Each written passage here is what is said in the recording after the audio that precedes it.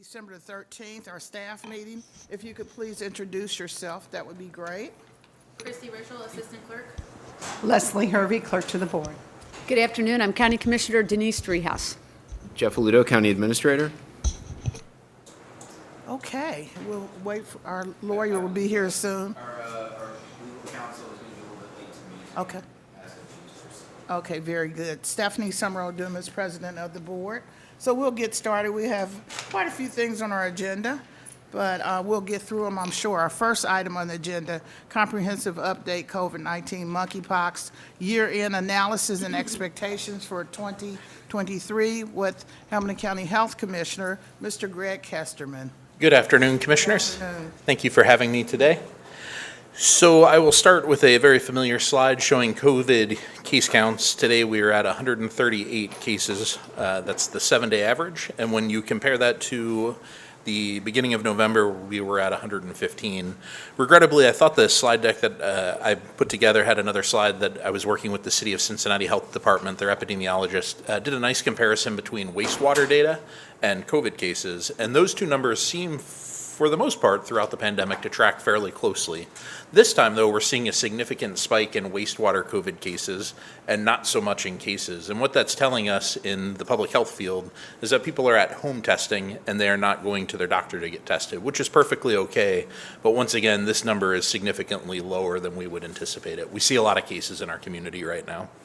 And you'll see that in a moment when I show hospitalizations increasing, which typically you would see cases increase at a much higher rate. So even though this is just the tip of the iceberg, you can see in the county, even with those low numbers of cases, lots of spread once again, lots of spread throughout the county.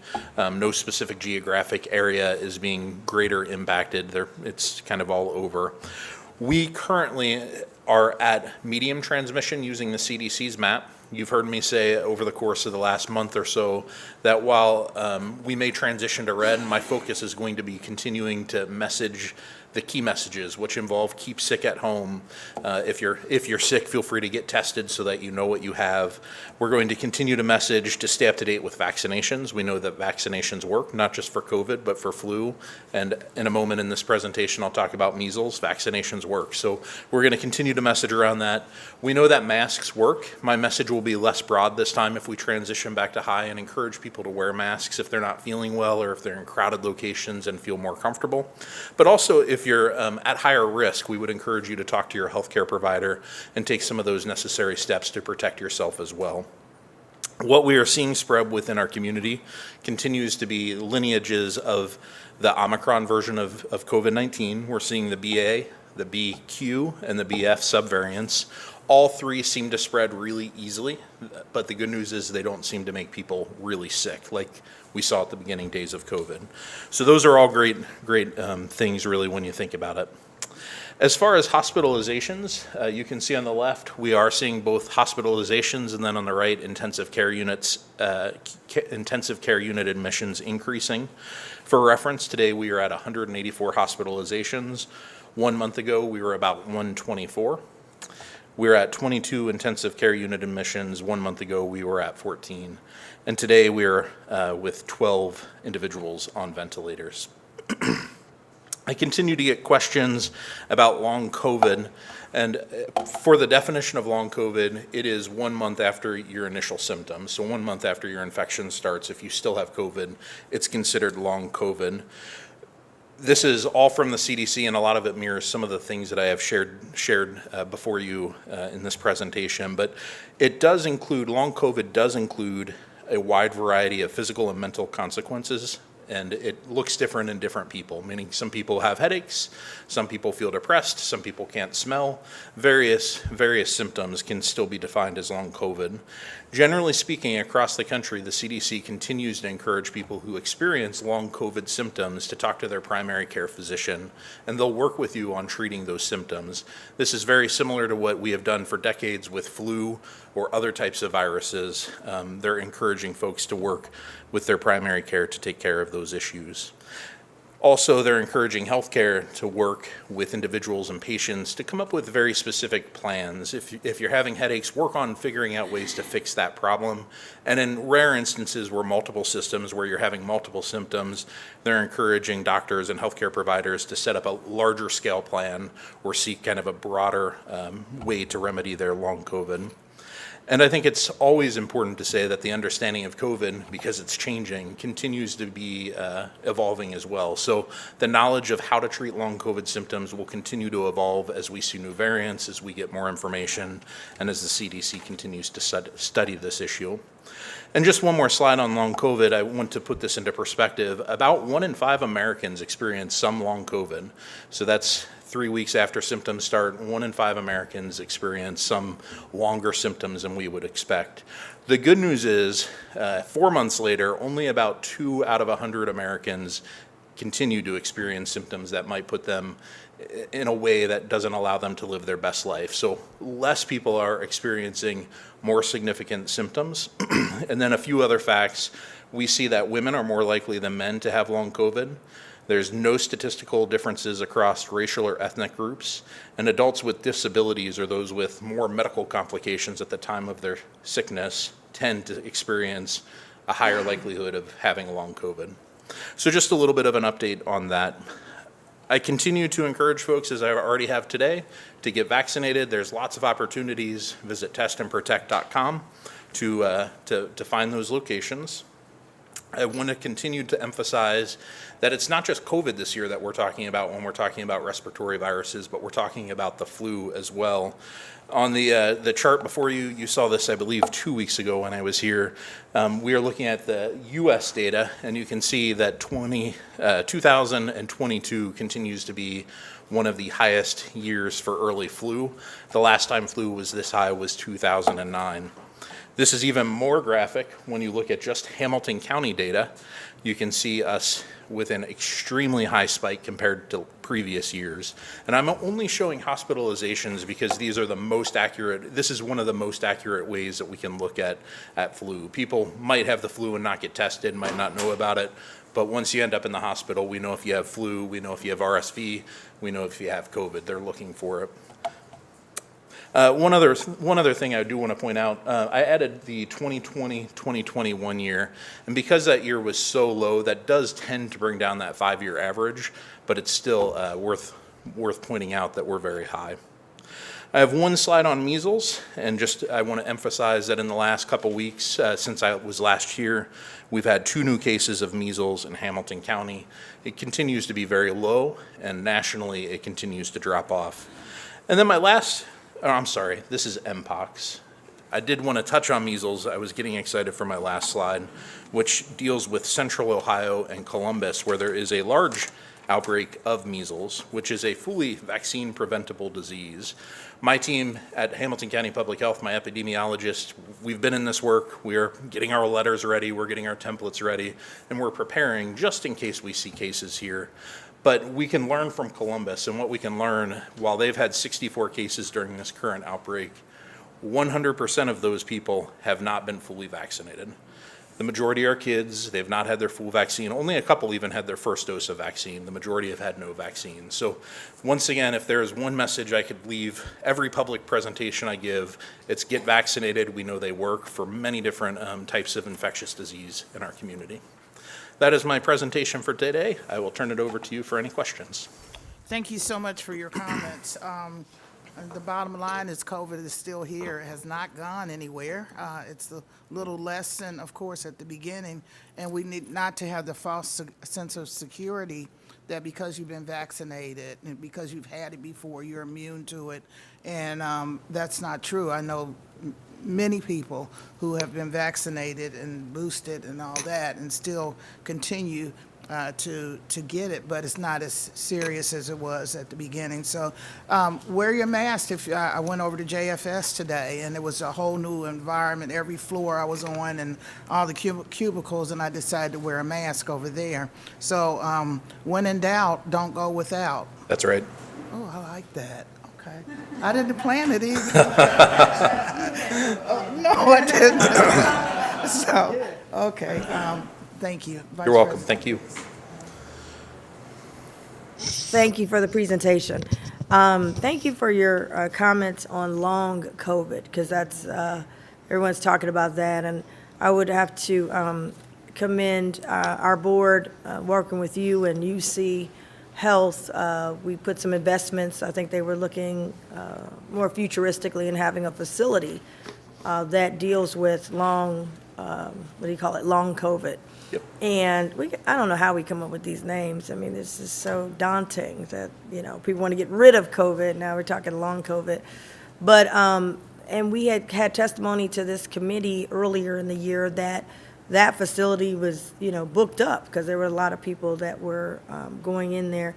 Based on that, do we have any, I'll ask this every time you come, because I'm looking for data. Do we have any new data on, because I know we needed more time with the vaccinations. Has there been any other data related to long COVID, or if you had your vaccine early or you didn't take it? Is there any data that's out there? So the Centers for Disease Control has a significant amount of resources now devoted to long COVID, and the two slides that I shared were just merely the tip of the iceberg of the data that they have available, talking about who's greater at risk and prevention. Generally speaking, the vaccines, as you know, are excellent at preventing significant symptoms from COVID, but in some instances, people still can develop long COVID even if they have a mild case. I have not personally seen any references to how significant the long COVID would be if you were vaccinated. I'd be happy to look again. I suspect there's something out there, but I don't have it readily. Okay. And then I know we mentioned the measles outbreaks. Is there anything else that might be lurking out there that you're seeing a higher increase that we haven't seen in a while that we need to be aware of? So you've heard over the last month, hospitals, particularly children's hospitals, are inundated with cases of RSV. We are continuing to see that. We know that the census within our hospital systems for just general respiratory viruses is extremely high. This is the type of time of year where people are indoors and in close proximity. And so the opportunity for people to get sick from respiratory viruses is much greater. And that has been the case in how we've talked about COVID too during the winter. We see higher incidence because of that close proximity. People are spending time watching TV instead of outside running around and enjoying the outside. Thank you. You're welcome. Thank you. Thank you. Commissioner Dreehouse. Thank you. Thank you for your presentation. So when you look at the trajectory of more and more cases as we go through this time of year, and you look at the hospitalizations and the striking increase when it comes to flu, at what point do the alarm bells start to go off where we start to get concerned about capacity at the hospitals, and we start to message out a little differently to the community about what we're seeing? So it really, a lot depends on the hospital capacity and when they start to feel pressure, both because of their employees being sick as well as bed capacity. And so we are in constant communication with the Health Collaborative and our hospital systems to make sure we're messaging appropriately. In fact, just this week we did a press release. Hospital systems, emergency departments, urgent cares, we're getting inundated with people coming to get flu tests because workplaces were requiring it, not because individuals wanted it. And so that was putting a strain on those pieces of the system. And so we are encouraging workplaces to not require a flu test if somebody has flu-like symptoms. If someone is carrying a fever or a cough or chills, we want them to stay home regardless of if it's the flu, if it's COVID, or some other type of illness. And so we're really working hard to make sure that we're working with those partners to make sure that we know. And so once the hospital systems start to see that impact, we'll start adjusting messaging and trying to help provide some relief for those systems. Okay, and because I think there was something in the paper maybe last week or the week before about hospitals diverting folks. Was that for the EDs or was that in general? I did not see that article. I did just this morning look at hospital capacity, and most of them are sitting right around that 99% threshold. They have not opened up all of their surge capacities in each system, and so there is some room. But typically this time of year, they do divert patients when one system is higher, and that's common occurrence across the board. Okay. All right, well, do let us know. If, Absolutely. If we start to get into, and I know it's a tough call. You can't really project because you don't know. But with some of the trend lines, it looks like we're starting to ramp up here again. And I don't think the holidays are going to be helpful on that, in That's that right. regard. Yep. So, okay, thank you. Thank you. Thank you so much, appreciate it. Have a great afternoon. You too. Next agenda item is affordable housing, Cincinnati Development Fund, and I think Jeff was going to kind of tee this up for us. Happy to, Madam President. So I will say I'm really excited to bring this next item forward. This has been something the board has been working on for a long time to get this program started. For those who may be watching at home, the Board of County Commissioners authorized $33.5 million in our American Rescue Plan Act funds to go for affordable housing. That was a huge commitment and a extremely significant commitment in the context of the county's overall ARPA grant. So the fund, that $33.5 million, is broken down into the following categories: $17.5 million for production of new housing, $8 million for renovation of affordable housing, primarily to facilitate as many units as possible and to focus on gap funding and moving projects forward that may otherwise be stalled or couldn't move forward without additional assistance. So to try to make sure that we're seeding the ground for as many projects as we possibly can. The remaining $8 million out of that 33 would be for affordable housing for prioritized populations as authorized by the board in the county's amended ARPA plan, primarily for seniors, the disabled, and returning citizens. As the board's aware, the administration has been working with the Cincinnati Development Fund on an agreement for them to administer this fund, given their expertise and the fact that they've already developed an affordable housing leverage fund that helps streamline housing development. I want to thank Holly Holly Christman in my office for her work on this with CDF. And in general, the beauty behind CDF is they're essentially a one-stop resource for acquiring these funds and leveraging grants and loans. So in advance of bringing the item forward to the board on Thursday, we wanted to have CDF here to provide a little bit of background on the program, an overview of the funding, et cetera. In order to do that, we have Joe Huber, the president and CEO of CDF, here with us today, as well as Luke Blocher, the general counsel and chief strategy officer with CDF, who I think is going to be doing the bulk of the presenting, but I'll turn it over to both of them to present the PowerPoint. Thank you, Jeff. Welcome. Thank you. Thank you, Mr. Administrator and Commissioners. As Jeff said, it's really exciting to be up here. We've been working for a long time with the administration on this and are just really, really, really excited to get to the work. I'm going to sort of walk through a presentation that sort of just summarizes overall the CDF program here, not in too much detail, but overall program and how the county funds, which are, again, an incredibly, incredibly significant commitment to this effort, how that sort of fits into the whole program, and then a little bit more about the county arrangement and the program that CDF is very honored to be administering on behalf of the county. And I'm going to also just sort of tell you a little bit about CDF and the process so you and the public understand sort of how this will all be going. So just make sure I get this right. So, okay, so CDF, Cincinnati Development Fund. We've been around since 1988. We're a certified development finance institution, which is a Treasury certified, federal Treasury certified identification that sort of allows you to access certain types of funds.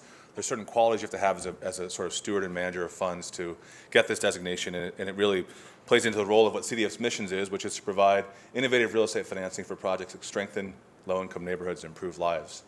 And our vision is to be at the forefront of redevelopment in greater Cincinnati to help low-income communities preserve their historic buildings and create vibrant, inclusive neighborhoods. We can talk more about this later as anyone else needs, but just more about CDF's history. The main point of saying this is that CDF has been in this business for almost 40 years, almost 35 years, and is deeply embedded in the development community in Cincinnati, and specifically in the community development community, in the area of developing in low-income communities, in financing projects that traditional banks won't finance. And because we've been involved in new market tax credits for many years now, we're a very healthy organization. So what all that means is that we're set up very well to do this work. And we exist to do this kind of work. let me talk a little bit about sort of what we're doing here. Sort of what's, I think there's some good table setting around why are we, why have you all committed this significant amount of funding? Why are there issues that other funders are interested in solving? In many ways, it's just a basic math problem. When you build affordable housing, I'll get that pen later. When you build affordable housing, fundamentally you're holding the rents down. That's the idea. And so there's less money coming into the project, and that creates gaps. There's a whole industry that exists to do this right now. There's a whole national industry that exists to finance low-income housing. But we are where we are using those sources. And so the whole idea is here is let's get more money together. And what CDF has undertaken with partners like the county is the idea of what we're calling an affordable housing leverage fund, which is to combine multiple sources, public and private, into one fund administered by CDF, who is an entity who exists to do this kind of work. So we can, all the guns we're going to fire, let's fire them together at once for the maximum impact. Here's just a basic math on, why there's gaps, why these problems exist. Most of these real estate development, most of these construction projects, renovation projects, they have a similar cost profile, Labor costs what it costs, materials cost what they cost, land costs what it costs. But when you hold down the green level, when you hold down the income coming off the project, which is what you do when you're holding down the rents in the project, that the necessary outcome of that is you have a bigger gap in how you finance it.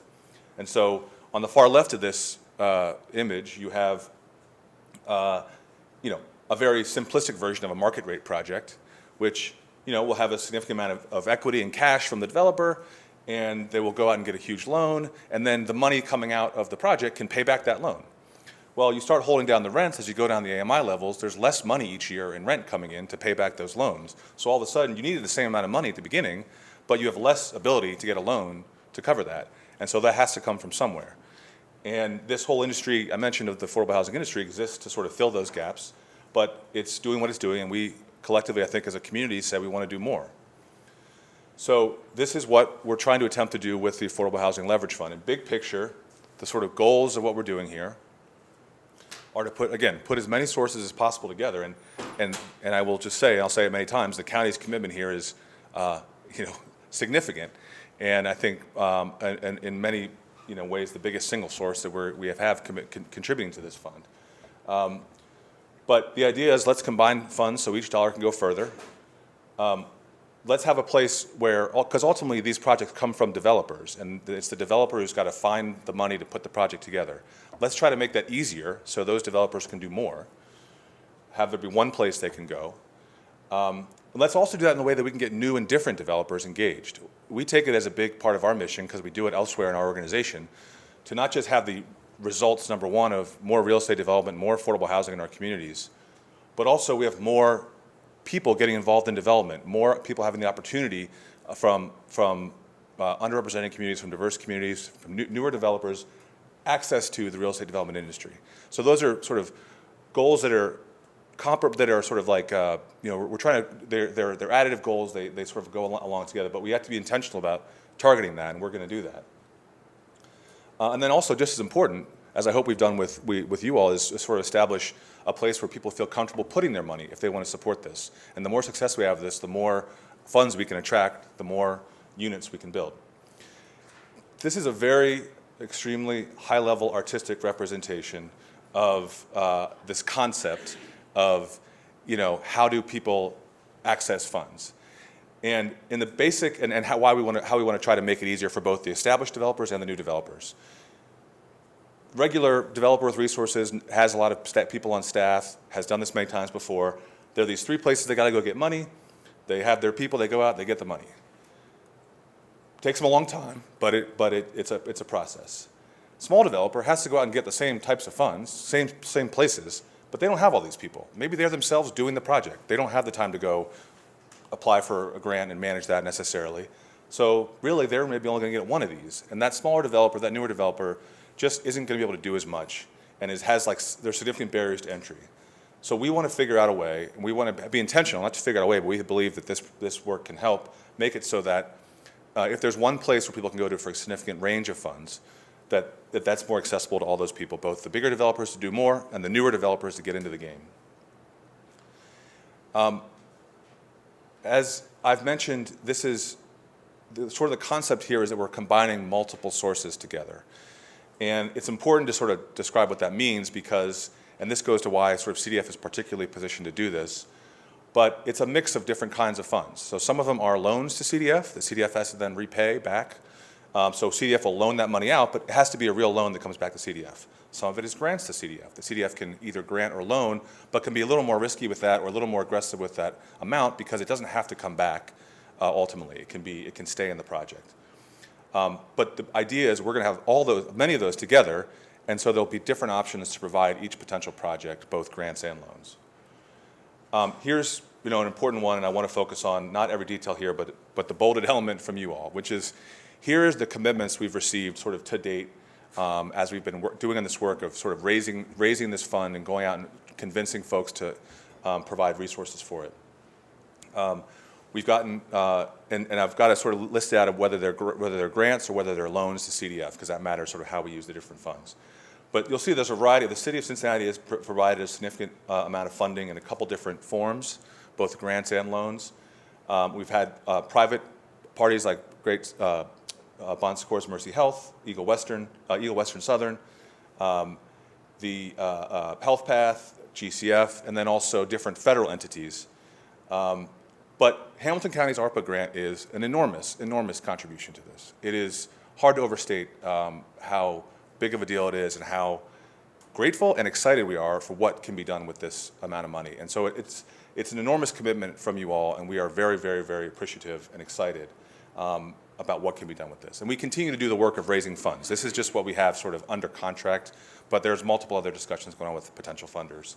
And this, I will say, the commitment by the county, when ultimately paired with the commitment by the city, is an incredible message to everybody that there's coordination and that this community is behind this idea. And that has enormous impact when we go out to other funders, enormous impact when we try to convince them that this is the right idea.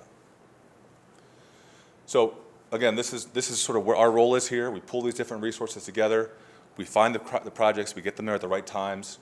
We can do that because we know the people in this industry. We work with them all the time. CDF is lending into these projects for decades.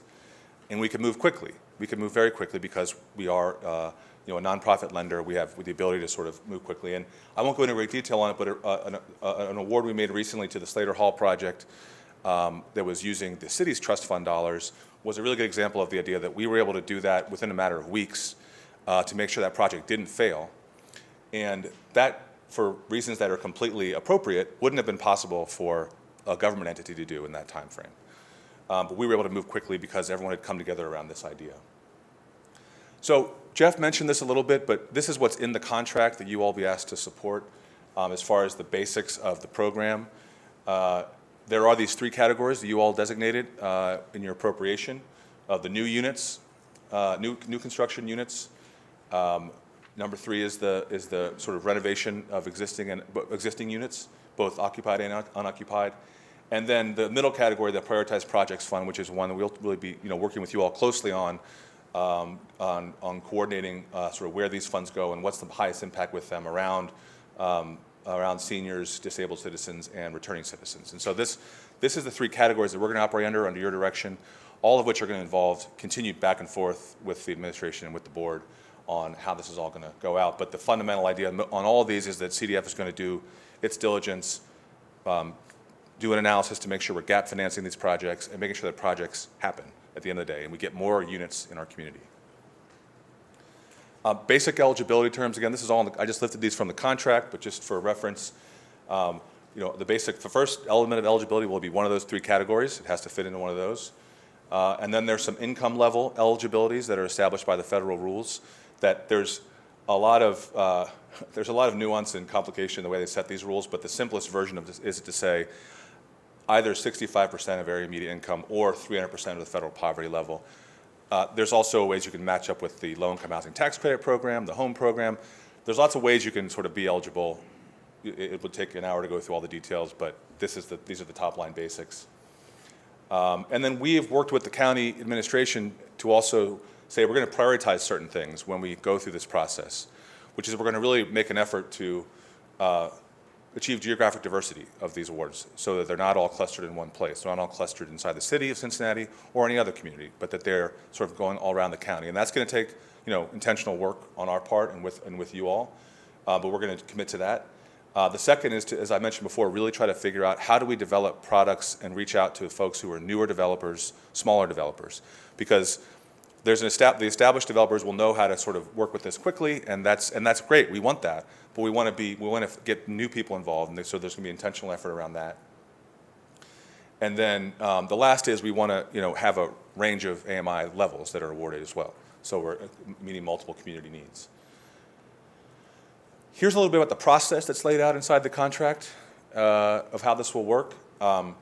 This will be based on an application-based system. We are going to have and develop with the board's approval an RFP in the first quarter of next year. But that'll be one that we'll be talking with you all some more about. But in order to make sure we're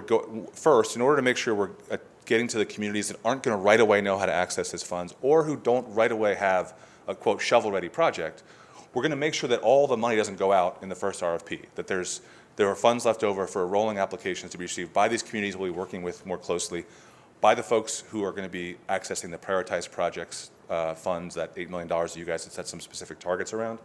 We want to make sure that we have the ability and the time to do that right. So that will be some rolling applications. And then we sort of allowed for the possibility that there's, depending on the timing of when the RFP actually goes out, there might be projects that have sort of other imposed deadlines by, for example, a tax credit they've received that have to go out, it has to happen before that RFP might go out. So we have some flexibility to deal with those awards, again, through an application process as well.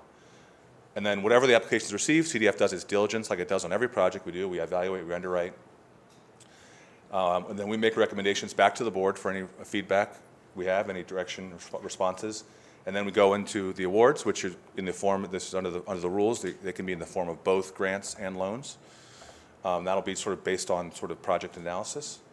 And then, there's many years of compliance that CDF will manage as part of this on behalf of the county as the recipient of the federal funds. Again, CDF, this is what we do. This is what CDF exists to do. This is what CDF has done for decades. That's why we're so excited to take this on and to work in partnership with the county. And again, the basic idea here is we want to have a gap-filling fund that uses CDF's relationships, CDF's sort of like embeddedness in the development network to accelerate the production and preservation of affordable housing by putting this fund together and having a new and flexible source that expands production by new developers, gets new people in the market, and attracts new sources of funding in general. So I want to then quickly talk about just the strategy of how we're going to roll this out. The first is, right away, we want to focus on, and we have a pipeline of projects we know exist in this category, which are projects that are pretty much ready to go, except that construction costs, for a variety of reasons, have skyrocketed in the last year plus. I was just reading a report by the National Council of Housing Agencies, state housing agencies, that for LIHTC project, which is a low-income housing tax credit, construction costs have risen 30% in the past year. I mean, that's an enormous amount. And the way this works is you go get a tax credit approved based on the cost of your project. Well, then you go to close 6 months later, and all of a sudden those costs are 30% more. Your credit's the same amount, but you have 30% more costs. You got to figure out how to fill that somehow. We know that's a gap we can fill right now that's going to prevent projects from not dying, tax credits from not being lost, and units getting built. Other sources, other federal sources like home dollars, things like that, there are projects that have received those funds with the expectation that would be enough, and now it's not because costs have gone through the roof. So we want to really be there for those to make those projects happen. It's something we've been attending conferences and talking to colleagues around the country. This is happening everywhere, and these funds, where they exist, these types of funds are doing exactly this. And it's either you have a fund like this, and these gaps are getting filled and projects are happening, or you don't, and the projects are dying. And I think we are in a position, because of the support you all are giving us, to make sure these projects happen and they don't die. We also want to focus on the 4% credit LIHTC market, which, without getting into the details, is another one of these credits that isn't used as much. We think there's a way it could be used more here if we can help structure around it. And then, again, we're going to have this intentional focus because of the direction from the commissioners on the prioritized projects funds and how do we make those have the biggest impact with those specifically for those communities with the funds you all provided. And that's going to take we're going to be really focused on that. Once we go through that initial round of priorities, we're going to continue to do this on parallel paths, but really focus then on those other targets I talked about that take some more intentionality. Smaller minority developers, smaller sized projects, again, geographic diversity around the county, focusing on how to have mixed income projects. So there's an industry of affordable housing, which builds primarily affordable housing. There's an industry of market rate housing that builds market rate housing. They really don't overlap. But there's a way we can, in working with developers, that we can take market rate projects and work with them to put some affordable units into them. And that's something that we're going to focus on as well. And then generally thinking through how do we do, let's be creative. Let's be creative with these funds and figure out how to do more that can unlock more affordable housing development. And in all of this, we want to be very intentional in how we engage with the communities that are both the communities of sort of like the developers and the neighborhoods, but also just the communities of people who are going to be engaging with these projects. We've been doing this for the last few years is really the only point of this. While we've been sort of working with the administration on these county funds, we have raised other funds and we've been putting them into projects for the last 2 years at a range of levels. And so that, again, this is what CDF does, and this is just going to really take us to another level as far as our capacity. I mean, multiple levels up as far as capacity of where we've been at. Just a couple examples I'll run through real quickly of projects we have funded in the last few years. The Lower Price Hill Thrives project, which is 47 units. The Melrose project in Walnut Hills, 26 units of permanent supportive housing. The John Arthur Flats project in Northside, which was affordable senior housing. And then on the smaller scale, this project here is an example of a 10-unit building in Over the Rhine that we were able to help there be a set aside of affordable units. And then even smaller, this project in Avondale, two-unit building that we were able to help finance. This is a perfect example of the kind of small project that there's really not many places to go for these types of projects. But if we get more and more people doing these, we're helping more people get into development, and we're helping there be more, we're sort of like having there be more development of units at all ranges of sizes. Now, all 4 of those, of course, were in the city of Cincinnati, and one of the things we're so excited about for this work is to really get out into the county more with the funds that you all have provided, and with the relationships you all will help us navigate with the different communities in the county. And so we look forward to working together on that, and look forward to, as an organization, really pushing out into Hamilton County more and more as well. So again, just end of this summary. I think I've said it enough times. You guys got the point. I just want to close with saying we're just incredibly, incredibly appreciative of the partnership, number one, and the commitment you all are making, the commitment you've made with the appropriation in the first place, and the commitment you're making now in working with us. We believe it's going to have an enormous impact on our community, and we're just so grateful and honored to be partnering with you to do it. So that's it. Joe and I are available whenever, as you guys know. We've talked to all of you individually. We are around and eager to get to work. That's all I got. Thank you so much for your comments and your presentation. I'm also glad that we're starting to put a strategy together to make this happen and not just talk about it. If you could just clarify for me as I look at the Affordable Housing Leverage Fund sources, and this may be a given, but considering the amount of money that we've put in at $33.5 million, do we receive any priority as it relates to when you start to develop the Hamilton County projects? I know you said about shovel ready and all that, but I guess my question is, because we've put in more money, do our projects start first, or how do you make that determination? Well, I think there's 2 ways to answer that. One is the sort of concept, the big picture concept of this fund is that we want to, instead of having there be a county program over here, a city program over here, a Western Southern program over here, and a GCF program over here, and everyone's got to go to each of those places to figure out how to access them. All that money's in one place, and we're able to say, okay, your project, you come to us with a project, okay, this is a perfect project to use the county funds on, for example, or some county funds, some Greater Cincinnati Foundation funds, so we can have maximum impact. So I think what we are sort of committing to do is to make sure that and CDF's sort of job here is to sort of work with the applicants and say, okay, we think you have a gap of X on your project, and these are the types of funds that we can use to fill your project, and it may be a mix of funds. In doing that, we are going to be always sort of course, recognizing and sort of like where those funds come from, but also trying to do our best to make sure those funds can go as far as possible. And so there's a balancing act there between, combining multiple funds on one project versus sort of having them be allocated to different projects at different times. But that's what we're working to do to have overall have the biggest impact with the fund, as far as biggest amount of units get created, sort of overall.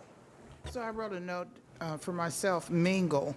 When I said I was thinking about the funds will be somewhat mingled together. For instance, I don't know, say if Mercy Health, something was being built, but they were short, like $1 million so you could possibly take out of the Hamilton County funds $1 million or $2 million to make sure that their project is completed. Is that what you're saying? Well, Since we're putting it all together. yeah, and I think, do you mean, because in this instance, the Mercy people are another funder to CDF. Right. Right, so we would say, okay, developer X, here's your project, you're $1 million short. We think that we can give you a loan of some money from this Mercy source over here and a grant of some money from this county source here. We think that is what you really need. That's the gap on your project.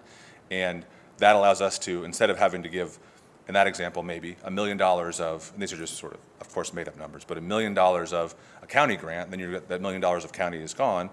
Maybe we put $300,000 of Mercy money and $700,000 of county, then we've preserved that $300,000 county to go on to the next project and sort of have it be a longer lasting source of funds. And we view that as sort of the opportunity here. And also to make sure that for the Bogans Corps Mercy Health is a good example in that, like the county funds, they have an interest in housing in the first ring suburbs.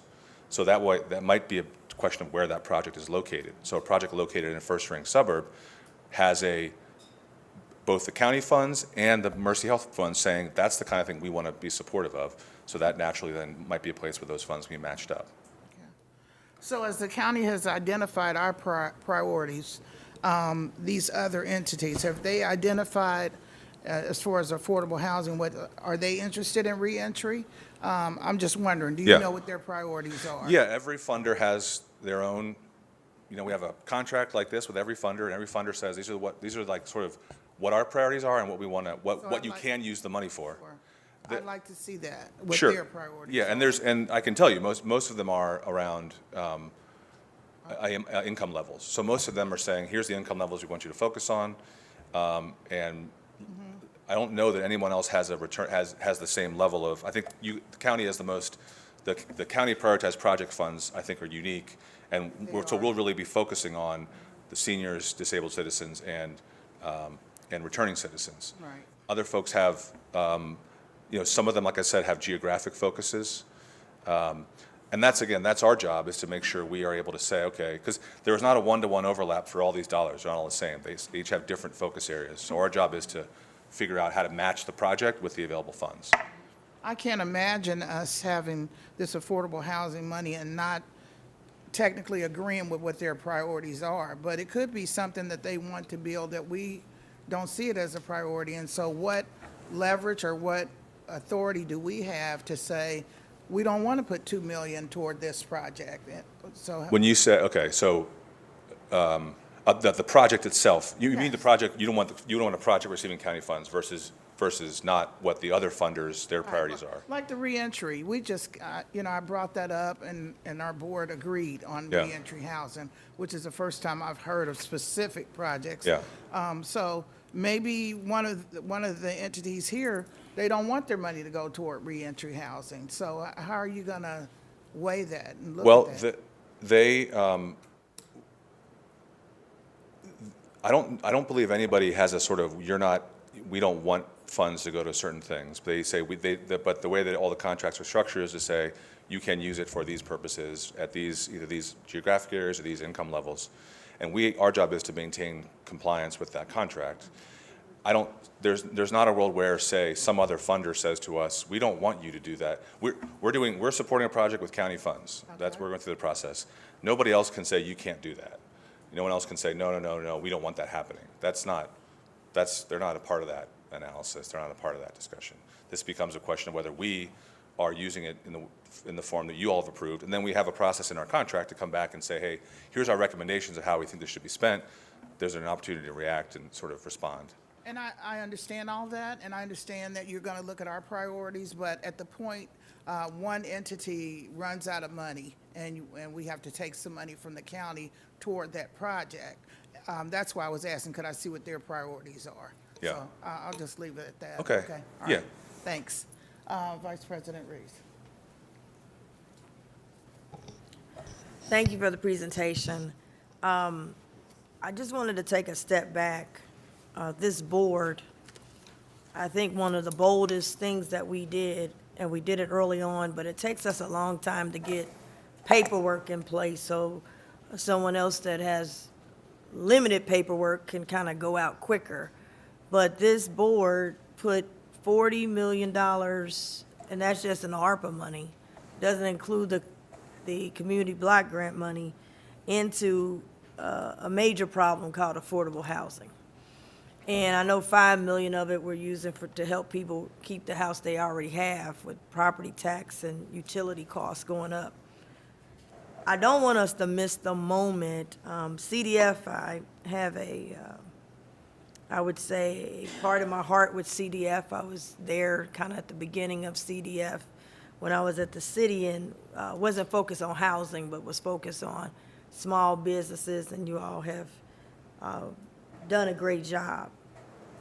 Where I want to make sure that I'm absolutely clear is, from my perspective, is that there are two things. We have a gap of affordable housing. I think it's, 30,000, 40,000 units. And I'm looking for an ROI presentation on what did we do to impact that gap. When I got here, I was invited to a lot of ribbon cuttings where we were there to raise our hand and smile and take a photo, one house here, one house over there. But now we're coming with a $40 million, $33.5 million investment. That's a different situation. And my concern is if we give it in a fund, and I was one that said diversify it. One, we would put some towards your revolving fund where you have all these funders. You have everybody here.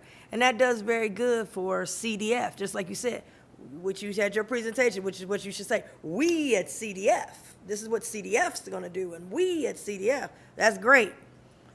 But we're looking for we as Hamilton County, because that's when I go out there and talk to the taxpayers, they want to know, what did Hamilton County do? And we're looking, just like CDF is looking, to say, we at CDF, unlike other funds, other folks similar to us are trying to do what we're doing. This is what CDF did. We're looking at the Hamilton County brand. What did we do? So I'm not as interested in just being a funder in a fund. I'm interested in, and I've said this to Jeff, Mr. Aludo, is that I'm looking at something we can touch, something we can get in front of. I'm looking at a project that we can stand and say, Hamilton County did a project. So I said, hey, why don't we diversify this? I want some funds to go to a specific project that can be a model in Hamilton County. We can touch it, we can feel it, we're out front of it, we can show the people that this is what we put money into, this type of project. I know that LAD had come and presented. We had a lot of people come present, but LAD had an interesting project where they got I think the solar panel, a smart house, some type of small village that can bring Washington back here, because we got the money from Washington, to show here's what we did. And by the way, Washington, we need some more money. We're trying to be a leader. We're not trying to be a follower. We're not trying to be, we just a part of. We're trying to show that Hamilton County took these ARPA dollars, and we are a leader to help people. We want to be a leader in affordable housing. So I want to make sure that the plan that is presented to us, wherever we put the money, this is my position, does two things. One, it shows that we have put the numbers against 40,000 units or 30,000. I don't remember the number right now offhand, and I don't have my folder in front of me. But I want to have something in here that say, this plan is going to get me 30,000 units or 20,000 units, the plan that we got. Number two, in the midst of this, we're going to have a breakout project, unlike no other, with everything in it, the solar, the smart home, it's accessible, that we can bring Washington folks back here to say that this is a model and this is how you do it. Now, I know your position is you got a fund. You're out trying to get a whole bunch of people fund because you got to put different funds in there, and that's cool. But we've done that. That's called CDBG dollars. We do that all the time. We go there, we're the gap here, and then you got this group and that group put in, and we get to cut a ribbon and we smile and grin. But when we putting in $33.5 million, not a loan, a grant that don't have to be paid back, a grant, then we're trying to be in a position now, if you're saying that our money is not big enough, because you got other people, this one and that one and some big names and some loans, and we're just a part of a little thing, then I got some concerns, because we're looking to figure out how to impact these numbers and be a leader in the state of Ohio and in the country on affordable housing, Hamilton County. Now, you got other clients, and I'm not here to talk about your other clients. That's between you and them. But for us, the need, and I don't know if that's explicit in our contract, but it needs to be. I don't know, our lawyers and Mr. Ludo, maybe it is, and Holly Mark may be able to identify it is. But I'm hoping that the contract reflects what I thought as a board I was voting on. I was voting on us to be a leader on affordable housing. I was voting on us cutting down this 30,000 or 40,000 unit gap.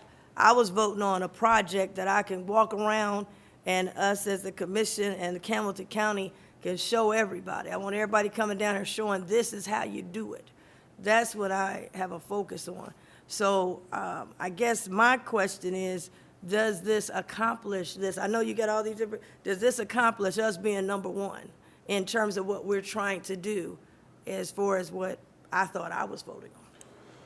Well, I think there's a lot of things, a lot of really, really important things you mentioned in there, and I want to respond to all of them. And I think the first is we have real clarity on the idea that there needs to be, I think you used the term breakout projects, but the idea that there's sort of like these sort of trademark projects that really show the impact of these dollars. And we understand that. And as a real, the sort of bucket that's a prioritized projects bucket, really being focused on doing that. And we've started the work on doing that, finding those types of projects. You know, I won't, people you mentioned we're talking to, you know, that kind of thing, for certain. I think the other side of this about how do we deliver the ROI and how do we show this is, you know, we put a dent into these dollars. I think that's what that's the point. And the point is us saying, if we take this enormous commitment from the county, and then we also use these other sources together, that is what results in that bigger number happening. Because as opposed to the scenario where there's sort of 5 or 6 different programs, that will move the needle, but it won't move the needle as much as having there be a coordination among the programs. And maybe that's a better way to say it, that it's not really a commingling of funds in that sense. It's more of a coordination of funds, in that we're going to coordinate. And so when these big significant county funds go into projects, that we're also able to have those projects have sort of the leverage term is one that's sort of an insider term of art, I guess, but it is the idea that your county dollars are going to have a big impact by being the sort of like foundation upon which these other sources can come in and then really make these projects even bigger. And so the program, as we're conceiving it, as we've been discussing it, uses this sort of foundational $33 million as a way to then coordinate all these other sources together so that whatever we're doing with the county money is having the biggest possible impact. And it makes it possible to attract those other sources because we've got this foundational money coming from the county. So, you know, I think there is an element of this that is, I understand your point and question around sort of wanting to say, hey, we want to make sure that this is our funds are going to what we want them to go towards and we're have the impacts we want. And we're saying that on the sort of marquee projects, absolutely, and then 2 on how do we have the biggest impact with your funds. We think that is the point of what we're setting up. Gotcha. Now, you mentioned the shovel in the ground. I want to just follow up. President Dumas had mentioned it, but I want to just go one step further. You say, we already got projects, a shovel in the ground. I mean, that is a little concerning. I mean, and then you said the other projects will be slower. I want to make sure those components that we talked about aren't, last on the list, everything's already ready to go, and then our stuff is slow walked. And let me clarify that. That's a good question. Commissioner Demas, if I didn't get it earlier, I apologize. What we're talking about is, the lifespan of a development project can be years. And so there's this they dream up the project, they conceive of it, they have a vision, then they get architecture drawings, then they figure out who might be able to loan them some money, then they figure out how much money they still need as a gap, and that's a long process. What we want to do with the projects that you all are prioritizing is to tell people now, hey, this is here, so start working on that project. And maybe they have some that are all ready, but we don't want to discount the ones that needed to know money was available. And then we say, you can come to us in, just making this up, 6 months, because we're going to make sure we have funds for when you're ready to engage us with funding. All the money's not gone. But we're also, to do the first goal of the ROI on delivering units, we know there are projects that have that are sort of affordable housing projects that are stuck because of rising construction costs.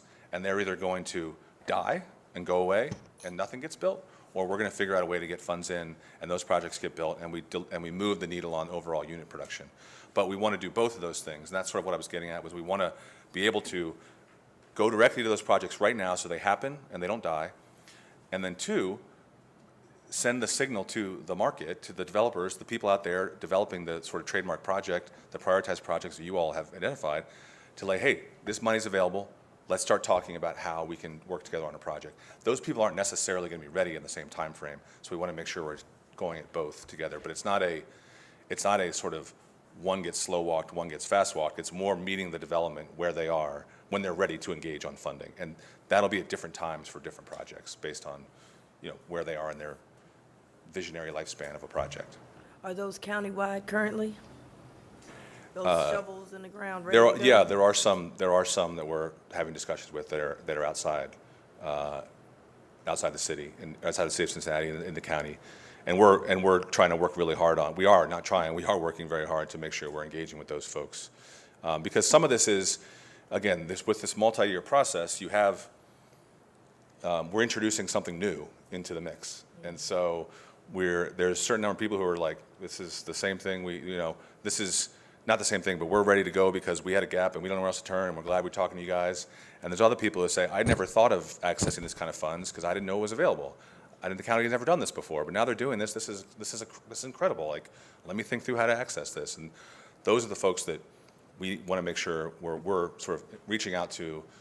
If you guys know those folks, we want you to let them, connect them to us so that we're not just getting the sort of regular repeat players, but we're getting the new folks into this world. Gotcha. Now, I know we haven't, my last piece, I know we haven't voted yet, and we will have to vote. And so you put your fund commitments on, and we're listed last. I put my marketing hat on, just going forward, because we seem to, not with just you all, Hamilton County, we put money and stuff, we're always last. People don't, because like you said, they hadn't thought of us doing it. But just letting you know, we're going in a new direction. And as we are stepping forward as a board, we're looking to be first in a lot of things. So as we move forward, I just want to make sure that is in the mindset of, again, and I want you to be thinking that way. Everyone, when we do stuff, when we take a bold step like this, we're looking to step out as our constituents have asked us to do. And like you said, we're doing some things that have never been done before. So I'm confident that you all could do the job. What I want to make sure of is that we don't get lost in the mix. A lot of times we vote on stuff, we give the folks the money, and this is not just to you, but I've seen it. They get the money and they just want the money and then they run off. And then they just, do whatever they want, do their own thing. Yeah. And then the county, even when they come to include us we don't even need to be included, we lead. But they never look at the county in a leadership role, and we're changing that. because we don't want to do stuff, and then our constituents say, what have y'all done on affordable housing? And we're out here doing something in this type of bold way. This is one of our #1 priorities as a board, and I just wanted to make sure that that is communicated, represented in rooms that we're not in, and people know. If I walk on the streets, I want people to know that we're doing this. I don't want people to say we're not doing anything. So just wanted to highlight that, and the ROI number of units, something I would be interested in. How does this impact X amount? We should have a goal. This will help us do X amount of units, and then be able to come back and report, here's where we are as it relates to helping with those units. So that's all I have, Madam President, at this time. Thank you. Commissioner Dreehouse. Thank you. Thank you for the presentation. It's very helpful information, and I am gratified that we are in partnership with the city and the private sector and others to expand the impact of our dollars so that we are doing as much as we possibly can to address the deficit that we all know exists related to affordable housing. So I appreciate that you've listed out the other partners. I wasn't aware of who they all were. So I'm hopeful that that list will expand. And so I have a couple of questions for you. I'm going to start at the bottom of my list and move up. So when we talk about those partnerships, what is your forward or your vision on who else could be part of this fund, especially in the private sector? As you say, that the city and the county have come together, and the county has made this a #1 priority, really does speak volumes about the commitment to what we think is probably the biggest need in this community right now. How is that playing with some of the others that you are approaching by way of, their possible financial partnership? Yeah, I think it's I almost want to use the word profound. I mean, it's pretty incredible. I mean, the idea that the city and the county are coming together in this fashion at these types of funding, and particularly at this county level of funding, I think is something that people haven't experienced before, and they're surprised and excited. Now, this is just early stages of that. So we have in the conversations we've had, we've gotten very good response on, sort of reacting to that public commitment. Some of the funds we've already received are sort of responses to that. Of course, we've also been, there's process to go through to sort of get these public commitments made, but it's been received very well. But now we're ready to. This is sort of unlocks a lot of possibilities for us to go out and really say, look, this is a commitment that's been made by the community. Now it's your turn to step up as well. And there is a variety of ways that the private sector can do that. There is what some people have already been doing, which is low-cost loans to CDF. But there should also, we believe, be grants to CDF, just like the public is making grants. There are ways that we want to explore once this is more established, where those entities can provide something that looks like equity into a project, patient equity. I mean, the idea of, and without getting too technical, it's just funds that go into the project that sort of is more like government money and less like private money that demands big returns. We think there's huge opportunity for all that, but it all starts with this foundational commitments that are made by the public bodies that show a coordination and a commitment and show that this is a priority of the community. And so we're, it's early days of those discussions, but we're really optimistic about that, and we would welcome, of course, your all support in those discussions. Well, I would agree that it's a new look. It's a new look for the county, it's a new look for the city, and we need to leverage that and make sure that the community is aware of it, and if there's potential there to have others join financially, then that just expands the reach of what we're trying to accomplish, and happy to help in any way that I can or that the board can. I want to also emphasize a couple of other things that you mentioned. One was about, as you have said, you're well established. It's part of the reason you are managing the fund of funds is because you guys are well established and you know what you're doing, particularly with some of the state tax credits. It can be very complicated, and I've been impressed with your work and really the impact to the community of your work. But as you say, that we need to bring in new partners, not just the same folks that have been accessing these funds in the past. They too are partners in this, but we have said on a number of different fronts, we want to make sure everybody has access to the opportunity here to participate in expanding housing. So what does it look like for CDF to approach, or how do you approach a new set of partners, and who is helping you identify the spaces where they exist and how you access them? Well, I think one of the benefits of this is sort of in CDF's DNA. So CDF, in many ways, you can think of as like a bank, right? We have money, we lend it out. But what CDF does is work with, we work with borrowers who, whereas a bank borrower, you might come in, you show them some paperwork, you get approved for a loan or you don't. We work with them, we really get in with the project. We really get in to understand sort of who they are, what they're trying to do, and we help them figure out the best way to structure deals. So we're more like partners than just the lenders. That's the first part. The second is that CDF, as I said, is sort of embedded in this world. So that this world, by the community development world, is places like community development corporations, which are the sort of front lines in neighborhoods all over the region that are sort of engaging with new possibilities for development in those areas. And we are really embedded with those organizations. We're sort of, they're our partners in all sorts of different things. So we're sort of in that ecosystem. So we're sort of there already, having these interactions, having these discussions. Whenever someone new pops up and has an interest in this kind of thing, they sort of naturally get shuffled over to CDF. It just happens whether they knew who we were at all. But they talk to anybody in this world and they say, you know, you need to go talk to CDF. That's sort of like the way it's happening now. What we are going to go deeper into is for proactively reaching out, figuring out how do we sort of engage with those different communities.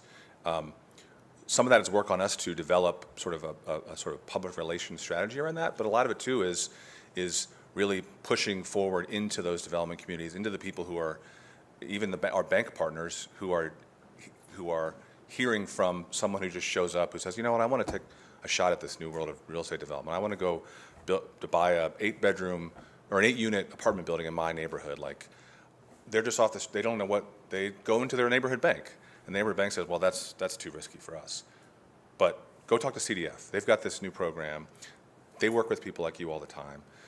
And we've always been open to that, but I think now we're switching towards more proactively saying, you know, we want that, as opposed to sort of like letting it come to us, which was sort of what it was maybe like in the past. But it's part of the intentional work too, Commissioner Trias, of saying, engaging with people like, different sort of entities, like I said, community development corporations, but also other civic organizations around the county, to just sort of understand, let them know what we are and what we're doing, and then work with them to identify folks and just sort of funnel people to us, is I think something we're going to be working on really, really hard right out of the gate. So just one, because you mentioned the CDCs, which are, I think, a tremendous asset to so many city neighborhoods. There's not as much of that outside the city, and I think sometimes it puts us at a bit of a disadvantage in some of those first-ring suburbs that you mentioned. There has been this idea kicked around that maybe we need a CDC that works outside the city with some of these smaller communities to allow them the same kind of resource or partnership opportunities that the CDCs inside the city have. And so I've talked to some folks over at the Community Building Institute about this idea of setting up either smaller CDCs or kind of regional CDCs even, to allow some of these other communities access so something. I just want to plant that seed. I don't know where that is in the process, and I haven't followed up, but I think as county commissioners, we're especially interested in what's going on inside the city and outside the city because of the investment that we're making here. And so I know you've heard this over and over again, but I too want to emphasize that our job is to make sure everybody has access to these, and that the product, the affordable housing, shows up everywhere. Yep. And so the geography becomes really important. But maybe the CDC function is not as relevant or as obvious out in some of these other places. So I just offer that. I mean, I'm happy to follow up myself. I haven't followed up in a while, but it might make those access points a little bit more clear, or a little bit easier to find, perhaps. Yeah. So I'm happy to follow up and work on that with you. We would love to.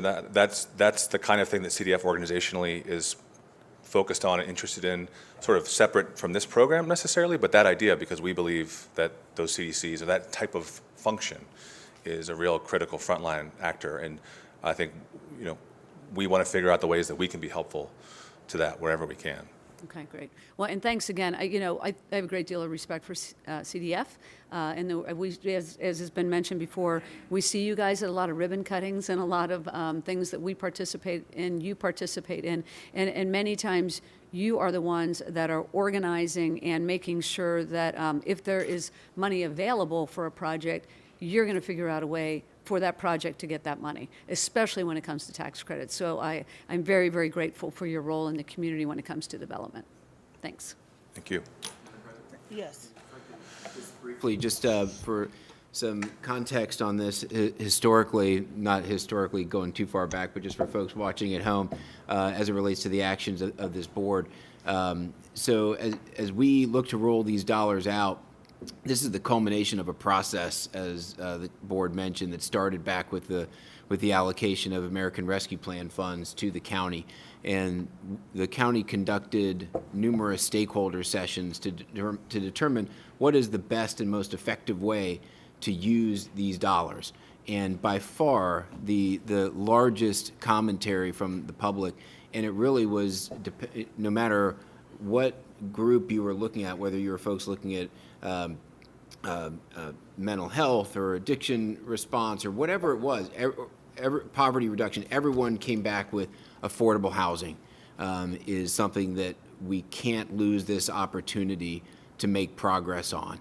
So that's how this large investment of affordable housing found its way into where we are today, was this board hearing from the community, recognizing how big of a priority it was. A lot of it driven, and this number has been thrown out a couple of times today, but for those who may be watching who don't have the context on it, right around the same time, a year or so before, LISC and the Community Building Institute at Xavier University had done a study that showed that this community lacks roughly 40,000 units of affordable housing, measured by the number of people who are rent and mortgage challenged and income challenged in their ability to pay for a mortgage that doesn't exceed a certain percentage of their income.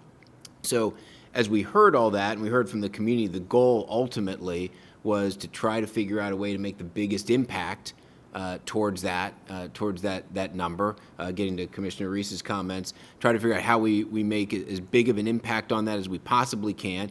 And so I think the contract that we're bringing before the board on Thursday really hits the best of all worlds. Number one, it uses leverage to try to get at that concept of making the biggest inroads on that 40,000 unit deficit as we possibly can. The best way to do that is by leveraging funds with other partners, but also recognizing that it's not always just about the numbers. It's not just about the number of housing units, but also about making sure that we look into the community at folks who may not have the opportunity for housing that others may have. And that's where the board had talked about making sure we prioritize disabled, seniors, returning citizens, and the reentry population. So trying to find that right mix to make that quantifiable leap towards the 40,000 unit deficit, but also making sure that we hit on board priorities. And so it's going to be really important that we keep track of this as we move forward. So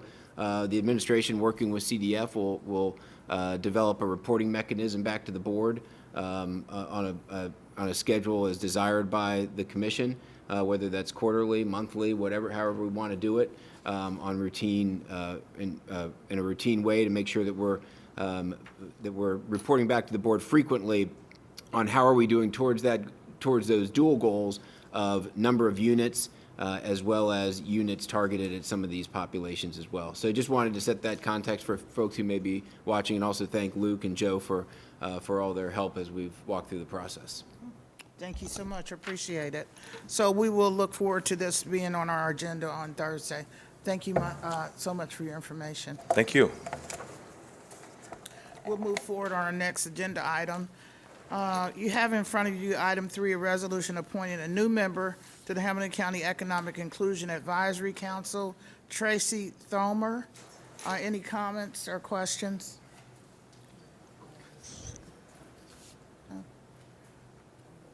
Okay. Were you going to say, she wanted you to speak? No, I said he was here. Okay. How do you feel? Well, thank you. I'm Robert Bell, Director of Economic Inclusion and Equity. I just want to thank you for this and say a couple of words, only because we're looking forward to Mr. Tracy Thomer replacing. He replaces Fred Lampe, who was the Executive Secretary of the Greater Cincinnati Building and Construction Trade Council. And Fred spent 5 full years on this council, and he was also chair of the Workforce Committee, as well as a very active member of the Advisory Council. So Tracy Thorman's got some, shoes to fill with this, but we're really looking forward to him being here. So thank you for taking this on. Thank you so much. And I saw Fred Friday. Yeah, he said. And he said he's been retired for 10 days and counting. So, but I'm sure he gave a lot of impact and helpful information. Yeah, I just want to thank Fred Lampe for his Yeah. service. He was one of the original members of the Inclusion Council, and he had a large role to play there, and I know he was very active. So thank you to Fred. I don't think Fred's probably listening, but we need to thank him anyway. So thank you to Fred. I agree. Okay, so I make a motion to approve resolution number 3. Second. Commissioner Summer Adumas. Yes. Commissioner Reese. Yes. Commissioner Dreehouse. Yes? Thank you. Item 4, resolution appointing members to the Hamilton County Transportation Improvement District, Henry Frondorf and Christy Coons. Any comments, questions? No question. I'd like to make a motion to approve item 4. Second. Commissioner Summer Adumas. Yes. Commissioner Reese. Yes. Commissioner Dreehouse. Yes? Thank you so much. Item 5, a resolution appointing a member to the Southwest Ohio Regional Transit Authority, Dan Dreehouse. Any questions or comments? Once again, I just want to thank Thaddeus Hoffmeister, who was the previous member that rolled off. Thaddeus moved I think he moved to California. He moved out of the state, but he was a very valued member of SORTA, and I want to thank him also for his service. Thank you. I make a motion to approve item 5. Second. Commissioner Summer Adumas. Yes. Commissioner Reese. Yes. Commissioner I'm Dreehouse. going to abstain. Thank you. Item 6, general fund budget discussion. Jeff Aludo, our administrator. Thank you, Madam President. And similar to the discussion last time, I don't have a presentation on this. Really, this is just a placeholder item. We're aiming to pass the budget on the 2023 all-funds budget on Thursday. As I reported last time, we did receive some policy guidance from the board in the form of written policy guidance, also just guidance throughout the year that we use to construct that budget recommendation. I know the chiefs have been meeting as well on that policy guidance. I issued a document back on December 8th. I think it was the third guidance document issued to the board just in terms of where we were in terms of some of the items outside of my recommended budget that we were considering additions as we were considering additions to the budget. So I just wanted to call the board's attention to that as items that are still out there. We'll start building the budget resolution shortly, over the next day or so. So as there are additional comments and questions, we'll work with the chiefs of staff and also with the board offices directly on this. But I wanted to just reserve this time to see if there are any additional questions, comments, anything we can be of assistance of as we start to head towards passage of the budget, hopefully on Thursday of this week. Thank you so much. I'll just add that we have had 3 public hearings for our budget. We appreciate the ones that have come in and also sent emails as it relates to your budget. And so also, as the administrator had indicated, he took a look, and his staff, at our policy guidance and agenda to make sure that we fit that within our planned budget. I looked at the guidance that was given on December the 8th, and I know we will be incorporating some amounts in there to make sure that each of our colleagues know what we're talking about as it relates to the amounts that will be taken out of the budget or inputted in the budget. I will just make a couple comments, just primarily, and we will be passing this budget on the 15th. I think we worked very hard, staff worked very hard, my colleagues worked very hard, along with the chiefs of staffs, to try to get some agreement and some understanding of what the priorities are. And specifically, just a couple things I wanted to bring out is just a new initiative, and it's called Beyond Your Imagination, BYI. It's through JFS, which the monies will be coming out of their children's levy. And then another initiative, Inspire for Youth. And it's an Inspire program is for the purpose of coaches, mentors, drill teams, any activities, any groups that are out in the community that are encouraging children to do things that are not as violent, to be more confident, to know that they are capable of doing anything in this world, and they can maintain that positiveness. And also anything that's related to if they're thinking about suicide or depression. I have found, and I'm sure my colleagues have found, that these groups have really been an encouraging part of their life when they don't even have family that can encourage them. And then the small grant program, we did have a large grant program, and we're looking at possibly making sure we incorporate that in this upcoming budget. But the small grant program will be for small villages, townships that have activities that they need to have undergirded through our budget. And I think we need to recognize the small ones and the big ones, and my colleagues seem to have agreed on that. And then a reentry program, which we already have, but my question was, how could we help those who through the pandemic are behind on child support? Well, technically, legally, we cannot help with that, but we can assist in any help with rent or utilities or things like that. We can coordinate through the reentry program to allow them to get some funding through us, either through ARPA or through our general budget. So those are the main things that I'm looking at right now. And so we'll put it all together and hopefully be able to, we will vote on it on the 15th. So I will pass it over to Vice President Reese. Thank you. Just wanted to have a couple things. One is, wanted to know the number in terms of funding that's left over for this year. There are some things that were funded in this year's budget that we were either unable to do or we didn't utilize.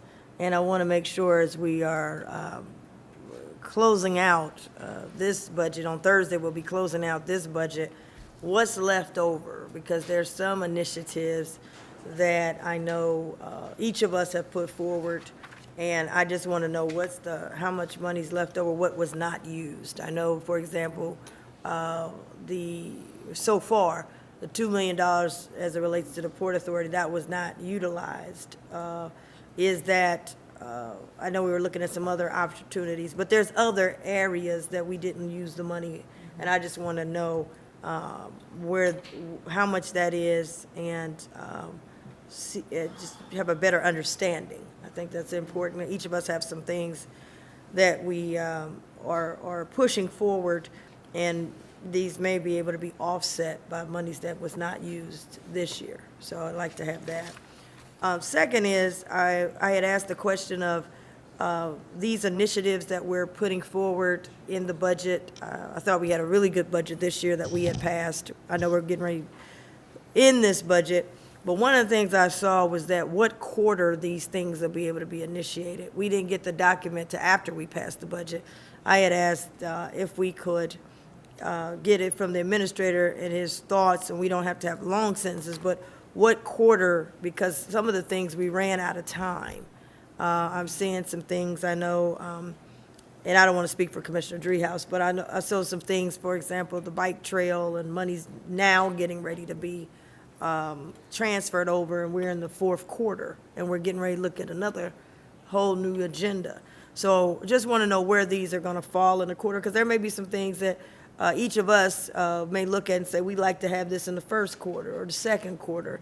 I'd like to have more things in the first 3 quarters, because the fourth quarter, which is what we're in now, is a lot of reconciling that the budget department has to do.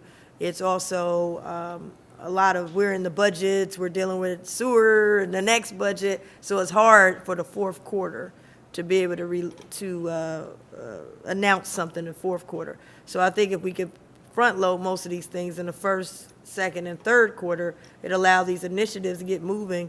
And, Madam President, if it's a program, at least the people can use the program before the clock runs out. So I just think having that as part of the budget, a tentative calendar of when we think these rollouts will go, I think it's very, very critical. We just, affordable housing, we're going to vote on that. What quarter is that coming out? Is that next quarter? What quarter? So that, I think, will be helpful. The other thing I had also asked, we have the administrator budget. It's a proposed budget. It's a big book. And I'm not necessarily saying it has to be a big book, but I think that what we actually end up doing, the actual budget, there needs to be some document that is available as a PowerPoint, available online, also available, might not be as thick, but something that we can give out to citizens on what did this board actually pass, what ended up being the budget.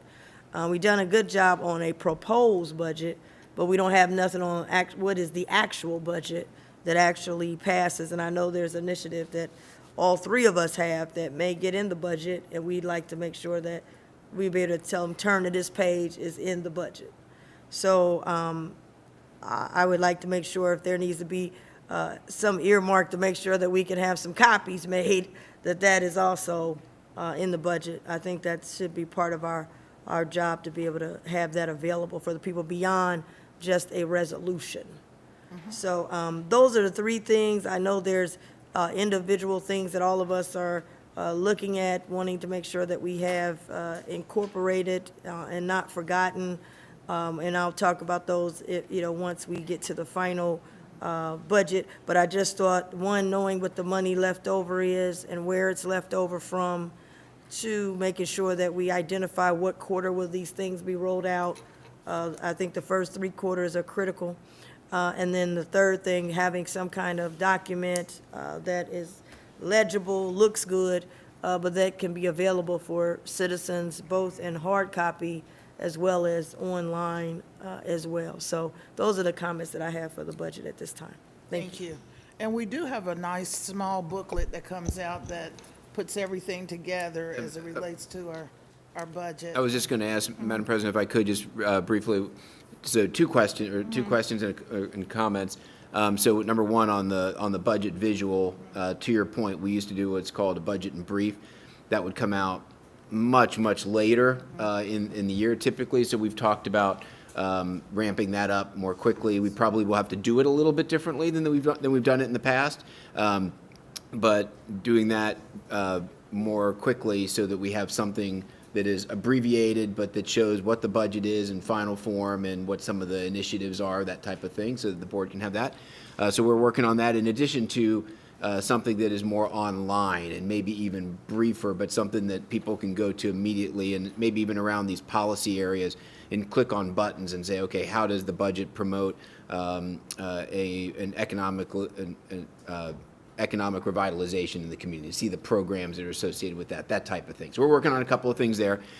Secondly, just from a question perspective, in terms of the money left over, Commissioner Reese, if you, and now or later, either way, but in terms of that question, we can answer that in a variety of ways. So there's at the end of the year, there's the budget in total, which may be less useful to you because some of that may be personnel in the recorder's office or something like that, versus some specific programs that you're interested, like you mentioned site readiness. Did we spend all that? Did we spend all this? So we can answer it a couple of ways, and we'll cut it a couple of different ways. But I just wanted to, as you have any additional feedback, just let us know so John knows how to run the number. Thank you. I was programmatically just looking at those things that we may not been able to do or didn't utilize as we start to make our decision about the next year's budget and what we need to fund or how we need to fund it or if we need to fund it. Thank you. I think that's a great question. We definitely need to know that, so thank you. Commissioner Dreehouse.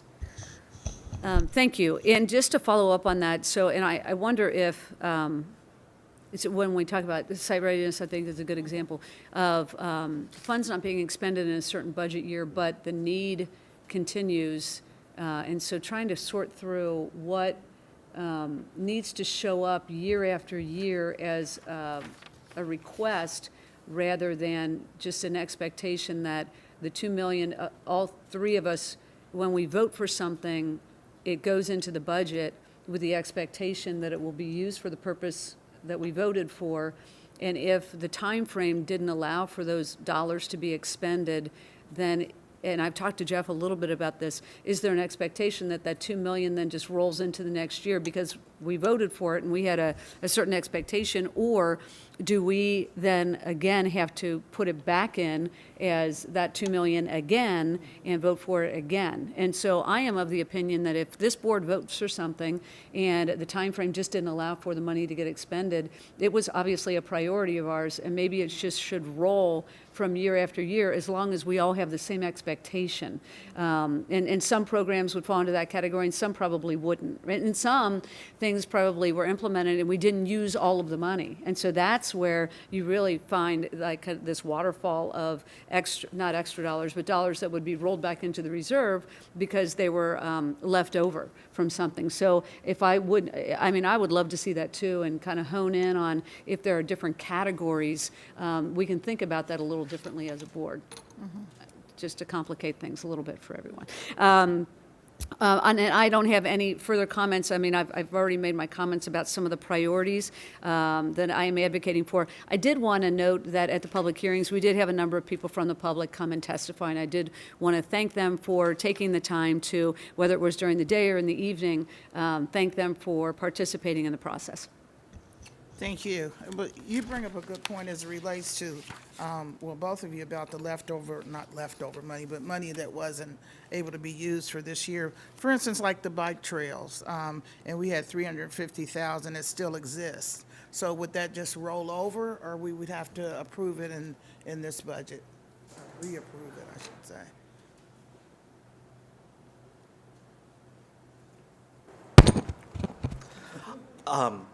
Yeah, I think typically the response we take is that if it's in the current year budget, if it sounds like something that there continues to be support for, we would budget that amount again in the next year.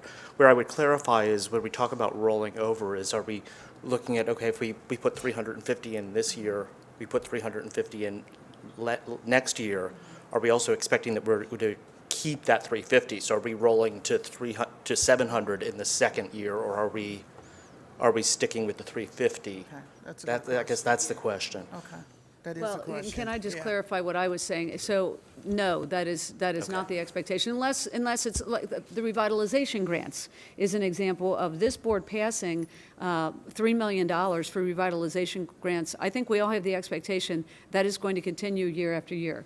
And we don't have to advocate for that year after year and say, we want that $3 million back in the budget. There's an expectation. The impact grant is the other one. That is a new grant. I think there's a certain expectation that we're going to have that available every year.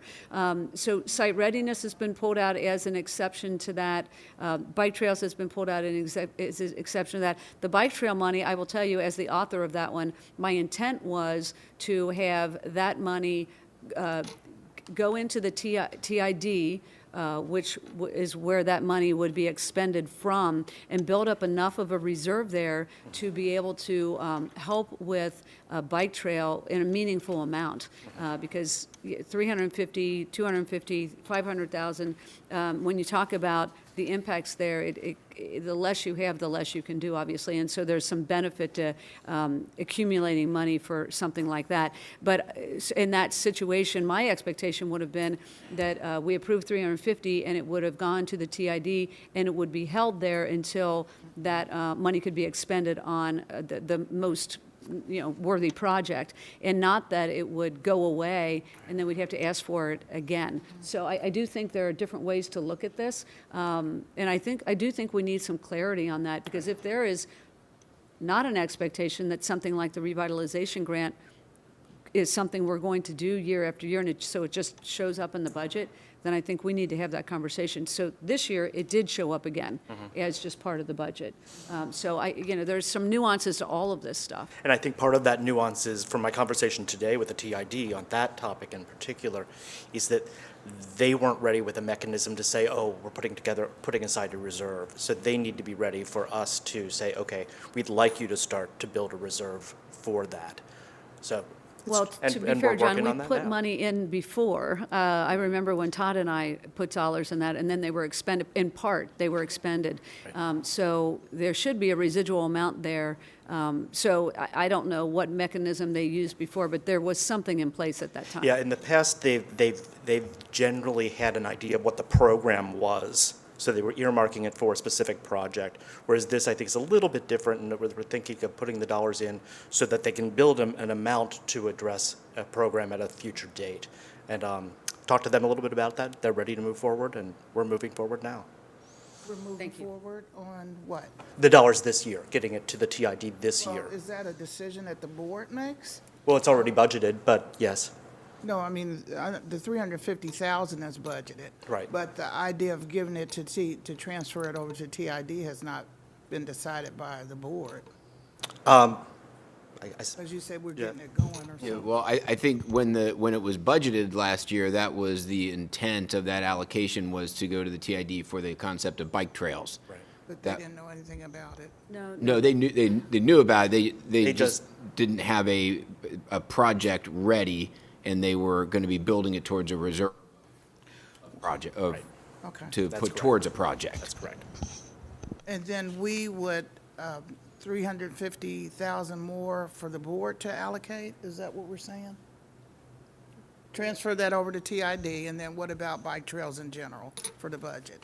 For 2023, For I think that still remains an open issue. I'm not sure where the board's position is on that. But I understand Commissioner Dreehouse's point that that there seems to be some desire that if it's in, say, the 2022 budget, that the assumption is it would continue in 2023 unless we hear other guidance. And I guess I would say, as far as assuming anything, not just bike trails, but Mm-hmm. just in general, the community investment grant, we love it. We think it's great, and it's doing great things. But you get a new commissioner in, or commissioners, they may not think that's the way they want to go. So I think, for me, every year we should look at whether or not we want to continue it. And I know we do, but it doesn't mean that the new commissioners may want to. So you were getting ready to say something? Yeah, but I just wanted to make sure that I'm clear. I don't want to just assume anything's in the budget. I mean, I think that's why we have a yearly budget. We base it on the economics out here. So I don't want to I think everyone should have to come down here. I mean, Reddy came down here and asked us to keep them in the budget. I don't want the Port Authority just automatically, it's $2 million. Well, it showed that you didn't need $2 million this year. You didn't have nothing to buy. So now it's $2 million that was just sitting around that might have, could have went to something else. And we can't say, what is that something else? It's been sitting there, and now I'm in the fourth quarter. So the reason why I wanted to know what all is there, and I think then the board makes a decision. The administrator can put it in there as a proposal, but I do have some issues that certain people don't have to compete for an RFP. Alloy is one of them, too. I mean, I'm not saying they don't do good work, but I just don't want the message that some people are earmarked or grandfathered in the budget and other people are not grandfathered in.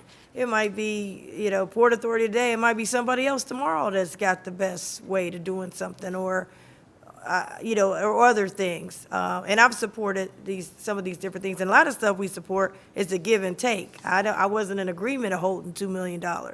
I wanted to cut it down and maybe use some money for something else, but I didn't have the majority vote, so we were able to, everything's a give and take. We understand when you pass the total budget.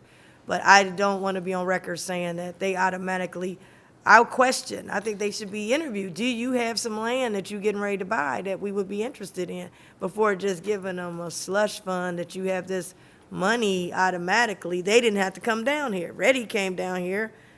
Some of these people got to come down here. The bike trail person, they did come to the community meeting or the hearing and made a request, So I just don't want to just automatically, I think that's not the best message. Sure, and I That would, people are automatically because we got some people in the budget, they do not have a competitive process. And then we have other people in the budget, and we say, you got to go fill out paperwork up to the sky. I think that's accurate, and I think I would just make the distinction that the budget says almost, well, really nothing, for the most part, about who the dollars are going to go to in terms of vendors. We put the dollars aside for expenses. There is a process for every one of those expenses for determining the vendor or the recipient of those dollars. And as you pointed out, some of those are contracts with very long-standing histories. Yeah. Others are not. Because I question those contracts. I thought that your contract can't go beyond your budget. So if we got a 1-year budget, I don't know how we have 2 and 3 and 4-year contracts. It's just, it baffles me. And I've been at the state, I've been at the city, they never let you have contracts beyond your budgetary, you're basically binding future commissioners by saying, I'm gonna give you a 3-year contract. I'm not saying you're doing this. So that's why I feel like each time, I'm trying to get to one set of rules. I can't just have a slush fund for certain people, certain groups. Sure. If they're not, and then, of course I'm gonna go, you put, $1 million on my credit card, yeah, I'm gonna find something to buy.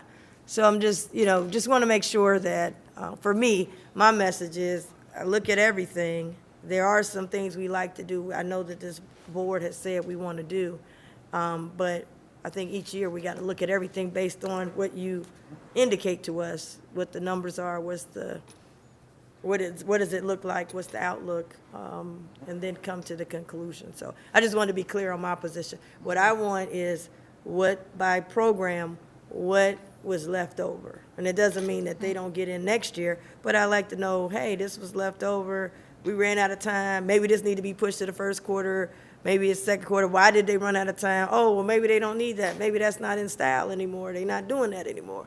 Maybe we need to, or can we shift the money to something else?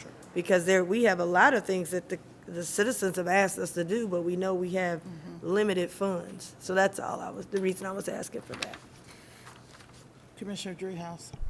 No, I'm a little concerned about something like the Community Revitalization Fund not appearing we can always pull stuff back in the budget. If we choose not to fund something, we can choose not to fund it. But I do think there's this distinction, and I'm trying to sort it through, that something that the board clearly supports, the impact grants and the revitalization grants, don't need to be requested every year. If a board decides to peel back and not fund that, then they would have the opportunity to do that. But there are these distinctions that I'm not entirely clear on, but hopefully whatever you provide by way of what's left over, what was not funded in this current year, or what was partially funded will help illuminate some of that. So I'm going to leave it there and just hope that happens. And Madam President, if I could just very briefly, a lot of this hinges on the policy guidance that we get over the course of the year and as we enter into budget time. And I think there's a give and take on this. In terms of how we approach it, and we attempt to put forward a budget recommendation that meshes with the board's policy guidance. And there are programs that we realize that are, from what we've heard from the board and what we've received in formal and informal policy guidance, that where we know that the board is aligned behind a specific program. So we put that forward in the budget. There are other programs where, as we receive that policy guidance from the board, we realize that there may not be entire alignment there, and then we make a judgment call at that point as to whether we put it forward and recognize that there may be further discussion and it gets pulled out, or whether we don't put it forward at all and see if there is the intent of the entire board to insert it into the budget, as some of the things that we're going through now would fall into those categories as well. So it's a little bit of a give and take. I think by and large we do a pretty good job of getting 98% of the way there, but there's 2% of these things that are always going to be subject to discussion kind of at the end of the process. Thank you. I think we're making this bigger than it needs to be because we know that this group here, community impact, community investment, we're for it. So all we have to do, if we get a memo and say, do you want this in the budget? Yes, it's over with. How much, we want to put in, that's another question. But it's not as big a deal as we say. The things that we know as a policy that we agree on, certainly put it in, but I think the question still needs to be asked. Are we still in agreement with this budgeted item? So we'll move on. What's next? City of Forest Park TIF District. Mark Von Alman and Don Jones, City Manager of Forest Park, is here. Welcome. Good afternoon, Commissioners. I have a short presentation today, and it's about exactly what you just said, TIF District and Forest Park. I'm going to go through these slides, and then I'm going to turn it over to Don Jones, City Manager in Forest Park, and he can fill in any gaps, and we both can answer any questions you have at the conclusion. So Hamilton County received notice from the City of Forest Park on December 5th that they intend to establish a TIF district for the Cameron Park Development Project. And on the next slide, I'll go into some details on that project. First off, I will say that the city intends for the TIF district to have a duration of 30 years and a rate of 100%. So those are the two maximum terms allowed under Ohio Revised Code. Because this has a financial impact to Hamilton County, Ohio Revised Code provides two options for Hamilton County at this point. The first would be to forego the right to object and forego compensation. And if that's what's ultimately decided by this board, no further action is needed. The second option would, if the board chooses to object, a resolution would need to be passed, and I'll get into a timeline on that later. Once a resolution has been passed to object, the city and the county can negotiate a compensation agreement. If a compensation agreement can't be reached, then there is a certain amount of compensation that the county is entitled to under Ohio Revised Code. More details on all of that later, but first off, a little bit more details about the project. You can see the site there outlined in red. It's currently vacant today, bounded by Waycross Road to the west and Sharon Road to the north. There used to be a school building on this site, and I think it was demolished probably around 2010. As you can see on the left, there's a new single-family home subdivision plan to be constructed here. I believe you have an updated site plan in front of you. So these numbers aren't 100% right anymore. It's roughly 100 homes. About 2/3 of them will be townhomes, and then the remaining third would be attached ranch homes. And I'm not sure how firm this estimate is at this point, but the projected price point is $275,000 to $325,000 per home, since these will all be for sale homes. And then in addition to that private project, the public improvements slated to be included with this TIF district would essentially be all the infrastructure needed to support these new homes. So new roads, sidewalks, curbs, sewers, a retention pond, and some common green space. I do not have an overall budget at this point for the project, but the notice did indicate that once fully built out, it's projected that there'll be $25 million in additional value added to this site. And here's the site plan that I mentioned. You can see that the townhomes kind of in the northwest section and the attached ranches to the southeast. Let's see. So getting into the impacts of the TIF district. It's at this point, it's estimated that there'll be $945,000 annually generated in service payments. But this project has a little wrinkle to it. There will be a CRA tax exemption layered on top of this TIF district. So instead, there'll be a little over $14 million generated over the final 15 years of the term, as opposed to double that over a 30-year term. And the city, I don't think I mentioned before, but the city owns this land, and they intend to be a kind of an active force in this development project. They're actually going to issue the debt to build those roads and sewers and retention facilities up front. And the service payments that will be generated from the TIF district will go to help pay off that debt service. And if the project is successful, it's anticipated that there'll be additional funding left over to put towards a community center that's, I believe, in the planning stages and would be built nearby and support these new homes as well as others in Forest Park. So getting more specifically into the county impacts, of that $945,000 annually, $20,000 would otherwise go to the county general fund, so 2.1% of that. Besides the general fund, it is important to note that the county levies, due to various Ohio Revised Code provisions, are held harmless as part of TIF districts. If the county does object, the required compensation is equal to half of what the county would have received otherwise, so that's about $10,000 annually. And just a reminder, that would only be in years 16 through 30 of the TIF term. Some additional considerations to note. The county and the city are working with the Community Building Institute on a housing action plan. I believe the board's familiar with that exercise that's been completed in other communities and ongoing elsewhere. This one is in this final stages, and it's looking like recommendations will come out of that plan to use vacant sites like this to generate new housing units in Forest Park, since there hasn't been much housing produced at all over the past decade. They need to refresh and replenish their housing inventory to retain current residents and to free up existing homes that could be more affordable options to Forest Park residents or other Hamilton County residents. Moving on to the second point there have been 2 public hearings specifically for this project to date. I think the main discussion point that came out of those was a concern about stormwater issues for developing a site that's mostly grass today with impermeable surfaces. The city feels that this plan is responsive to those concerns because it's introducing stormwater retention to the site when it's not there today, at least in the form of a pond as opposed to just mostly grassy lawn. And then finally, the city is in the process of negotiating with Wittenwood School District. Ohio Revised Code provides a role for the local school district in these TIF districts as well. As you're aware, school districts are even more impacted by property taxes. So there was a TIF district project a couple of months ago, if you may recall, and it was also in Forest Park.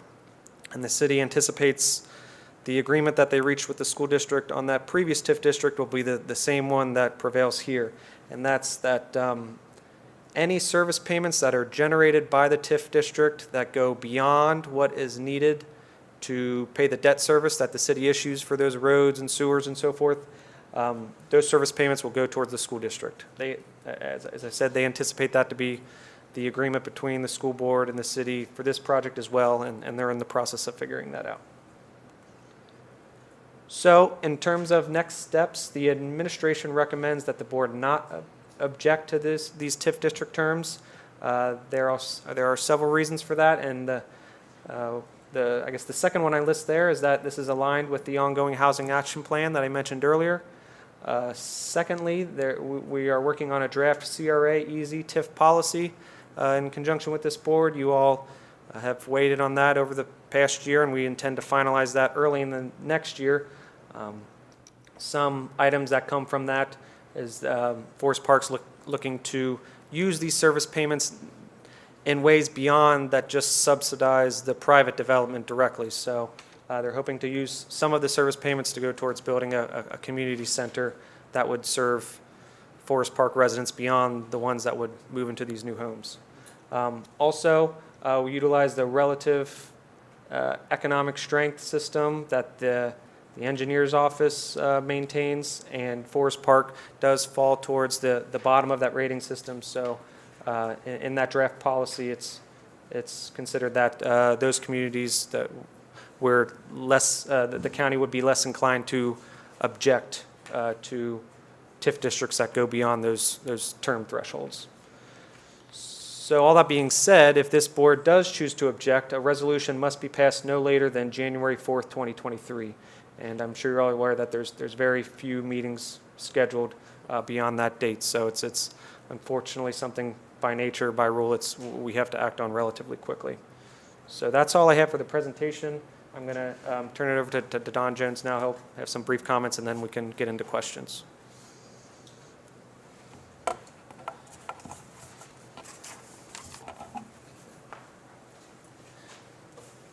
Thank you, Madam President, Vice President, Commissioners, Administrator. Nice to see you again. Back again for the same type of presentation we did last time. This is, again, we are in the early stages of this project. It is approximately 100, as you said, as you showed earlier, 100 units of new housing that don't currently exist within the city of Forest Park. We're going to have the detached ranches, where they have two, sort of those would be geared toward an older community individual. So we hope that some folks that are aging in place right now in their current large homes in Forest Park would be able to see these as an alternative housing for them. There will be an HOA that will take care of all the maintenance and all the repairs on all of these projects, so, as well as the lawns. The other piece are the townhomes, the row houses, in phase one. Those we think will, again, they're not currently available in our community. We think those will be very much in demand for the younger kids, the millennials, the younger folks, and anybody really that comes to the community that really doesn't want to have a big yard or housing maintenance and things like that. So we think that these two combinations of housing types will benefit the community well. We think that it will open up other opportunities for the existing houses for folks that may want to move up, that own a current home in our community. Gives them an opportunity to not have to go to Butler County or to Warren County to find these larger homes, and to find these types of housing stocks and keep them in Hamilton County, keep them in the Forest Park area. So that's what our goal is to continue to provide new housing opportunities for not only our citizens, but citizens within Hamilton County. We're in the early stages of this. The TIF is of primary importance to us. Again, we're going to negotiate with the developer to put as little money in this as we can, quite frankly. And we're still going to be speaking with the schools as well. We had a very good output or outcome on our most recent TIF, and I think the schools essentially are being made whole over time. It's more of a timing issue. Assuming that the project goes as planned and is fully built out over a 7-year period, we would expect the same type of results here, and that even though the schools may be contributing early in the process, after the CRA burns off, they'll get substantially more money over time, and at least get up to the minimum amount that they would have received had there not been a TIF in place. That would be the goal here, so that we can get the project in place, get the property tax money flowing in the latter years, and provide the benefit to the community with not only new housing, but also new residents and new income taxes and so forth. We do have a residential income tax as well, so that funds the majority of our city operations. And if there's any questions, I'd be glad to answer them. But bottom line is, we're at the beginning. We hope to not have to put too much money into this. If we do, because of the multiple risks involved with, having 100 homes that you have to worry about in terms of when they're going to be built out versus one great big commercial building, when you can say it starts today, it's going to be completed 2 years from now, it's going to hit the tax rolls all at the same time. These things are dependent upon the market. The market, we've got a developer in place. We plan on working with him, but the increased interest rates and the stalling of the housing market to some extent has caused his pro formas to change. And I sit here and listened to the individual earlier about the cost, the gap of financing. Those gaps exist, whether it's public housing or whether it's affordable housing or whether it's market housing. And those construction costs are significantly higher than they used to be. And the cost of not only the costs of the project are significantly higher, but also the interest rates and the cost of borrowing money to complete them on the part of a developer or the city is also significantly higher. So the recent economic impacts to of higher interest rates and higher inflation in terms of the costs of construction, they're starting to come down. The materials are starting to come down, but the labor rates are still significant. So have caused this project to slow down the momentum that we had earlier, has slowed this project down. So we hope that this, if we can move this forward at a quicker pace and get this thing going, we hope to be able to break ground later on this year. So. Okay, thank you. Thank you for your comments. Several questions. The timeline of 1/4/23, why do we have to have it done by then? That timeline is required by our Ohio Revised Code. So once we receive notice on December 5th, we have 30 days from that date to respond with an objection. If we don't respond with an objection within that time, we kind of automatically forego our right to object. Okay. And so I remember when you guys came here before, when were you here last for our meeting? Do you remember? About 2 months ago, maybe 3. I just know it was in September. Okay, so I'm trying to discern what changed in this presentation, because I remember I brought up the fact that I have never approved a TIF for 30 years and 100% of property tax, and I had suggested, is there a way to reduce, are you getting ready to say something there? No, I'm just listening. No, I was asking, okay. And so I don't see any reduction as it relates to the term or the 100%. And I heard the city manager mention about we're trying to pay the least amount of money. Well, I understand that. But my question is, why didn't it get reduced? I guess administration thought that your recommendation is to go with this, the 30-year, 100%. And at the same time, I remember hearing, and I heard it today, that you may recoup additional $25 million, which would allow you to develop that Cameron Park area or our community center. And Lord knows that we need a community center out there, but to use this project to be able to do it is a little, makes me feel a little uneasy. So I'm just not understanding why it wasn't reduced. Can somebody answer me, or you think that's what you need to work I'll with? let the city manager speak in just a second. I'll just add one clarification, and it may be helpful or it may not. But the county, this isn't, the 30-year term and 100% rate is not something that the county has a role in determining. Ohio Revised Code just allows us the opportunity, if they propose a rate that's above 75% or longer than 10 years, that's when the county has the right to object to the terms, not necessarily approve or disapprove the TIF district. We can just object to the terms if they go beyond a certain threshold. So That's what I've done. That's what I was saying I've done before, not with him, but other entities. So this is a maximum of the revised codes. Yeah, you're right. The issue, some of the issues here in terms of the funding and the TIF generation, it really doesn't generate much until year 16, because, or even depending on the build out, it could be year 22. You know, if we've got a 7-year build out, the CRA starts 15 years from the time of occupancy. So you could be only collecting 7, 8, 9, 10 years worth of TIF money on some of these projects here, some of these buildings, because they're all going to be built out. It's going to be done in 2 phases.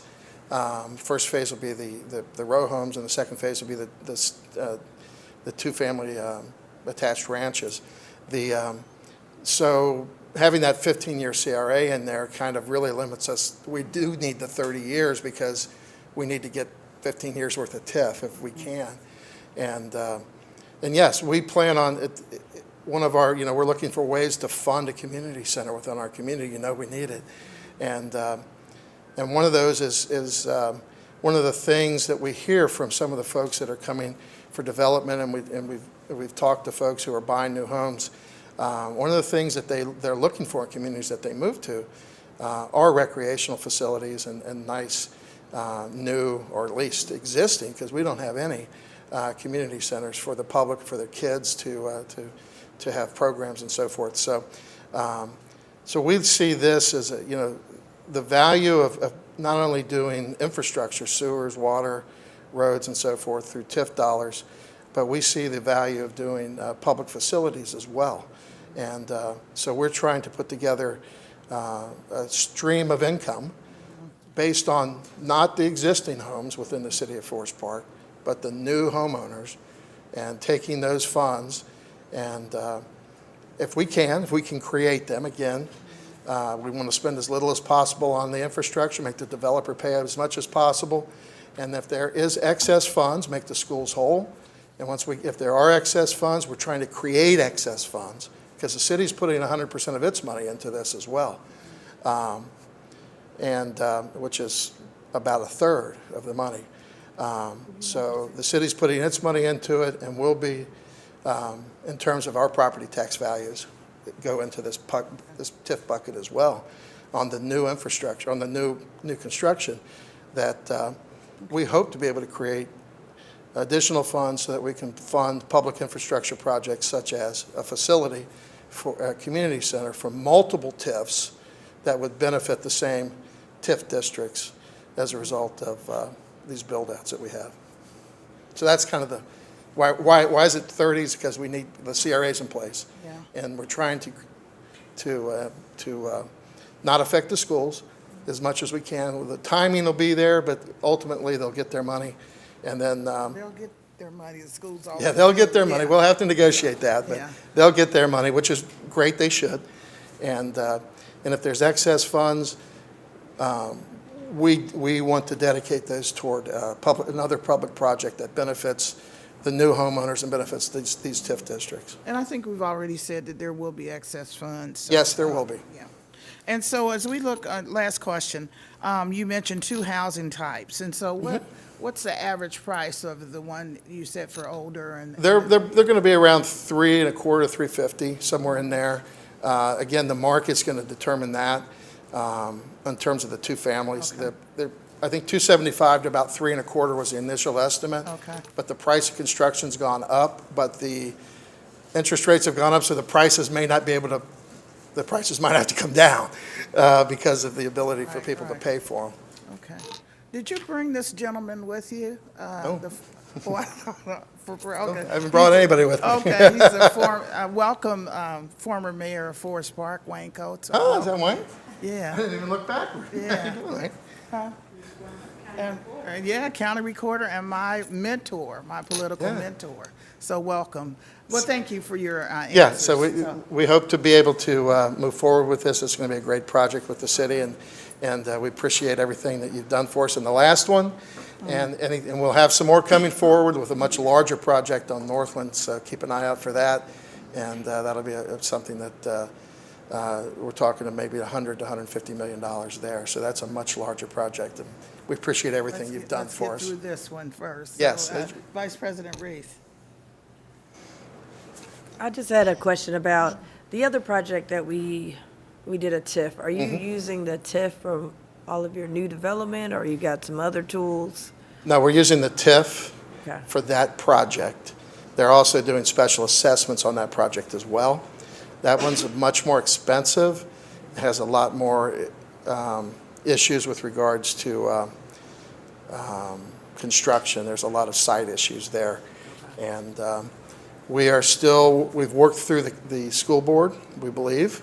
They're finalizing we've got an agreement in place, but they haven't finalized it yet. It's being drawn up, but the terms are finished. And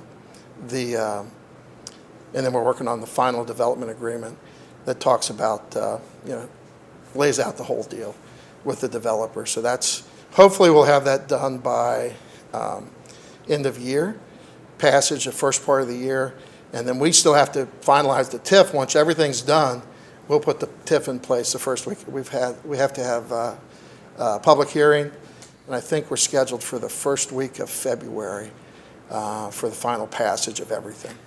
Okay. And then you mentioned the rec center. And you're mentioning. We'd love some of your ARPA money. Be great use for it. But you mentioned this rec center based on this particular project. We've got it in all of the TIFs coming forward. Okay. We've talked about it, and if there is excess TIF, we've seen that as the place that we want. If someone says, well, what are you getting so much money for? What's it going to be used for? It's just not going to sit in a big bucket somewhere to be used for something. we have to have a dedicated place, and what we're saying now is if we can create 3 or 4 or 5 of these TIF districts, and if they can throw off, if they are successful, the city will benefit by obviously the new construction and the new homeowners, or the new, whatever it is, commercial district, whatever. But the city would, if there's additional funds, those funds could then be used and directed toward a community center of some sort, some size, that is funded by this revenue stream with additional other revenue streams as well. But we see this as a way to kind of help finance and fund any kind of community center in our community, is through the use of these TIF districts. Thank you. Thank you. Commissioner Dreehouse. Thank you, and I think you already said this, but I was interested to know if the elected body in Forest Park, the city council, has voted on this and voted to approve? No, not yet. Okay. They've not voted on it. We've had discussions on it. They can't pass it till after we finalize exactly what we're going to do with the, So can you help us better understand whether or not they're supportive? they are supportive.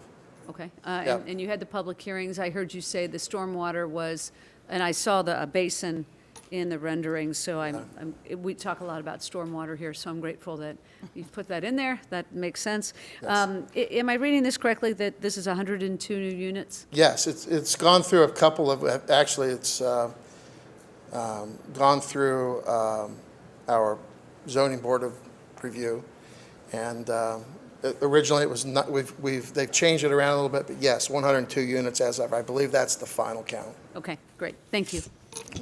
Okay, thank you. Thank you so much for your comments. Thank you. Input. We will have it on our agenda, upcoming agenda, to make sure we meet the deadline. Do what you need, yes, thank you. But if we don't object, we don't have to have it on our. Yeah, Madam President, so I'll convene with the offices if it doesn't need to appear on an agenda. Again, if there is no objection, it only needs to come on the agenda if there is, and so we'll communicate with City Manager Jones one way or the other. And we may, again, thank you for everything you've done and your consideration for this, but obviously, we're still negotiating with our developer, so hopefully that, we'll get all those things taken care of, and the amount of money that we would totally need will be reduced, we hope, but we need to start here because we need to know, if this doesn't happen, then we need to know that before we move any further, so.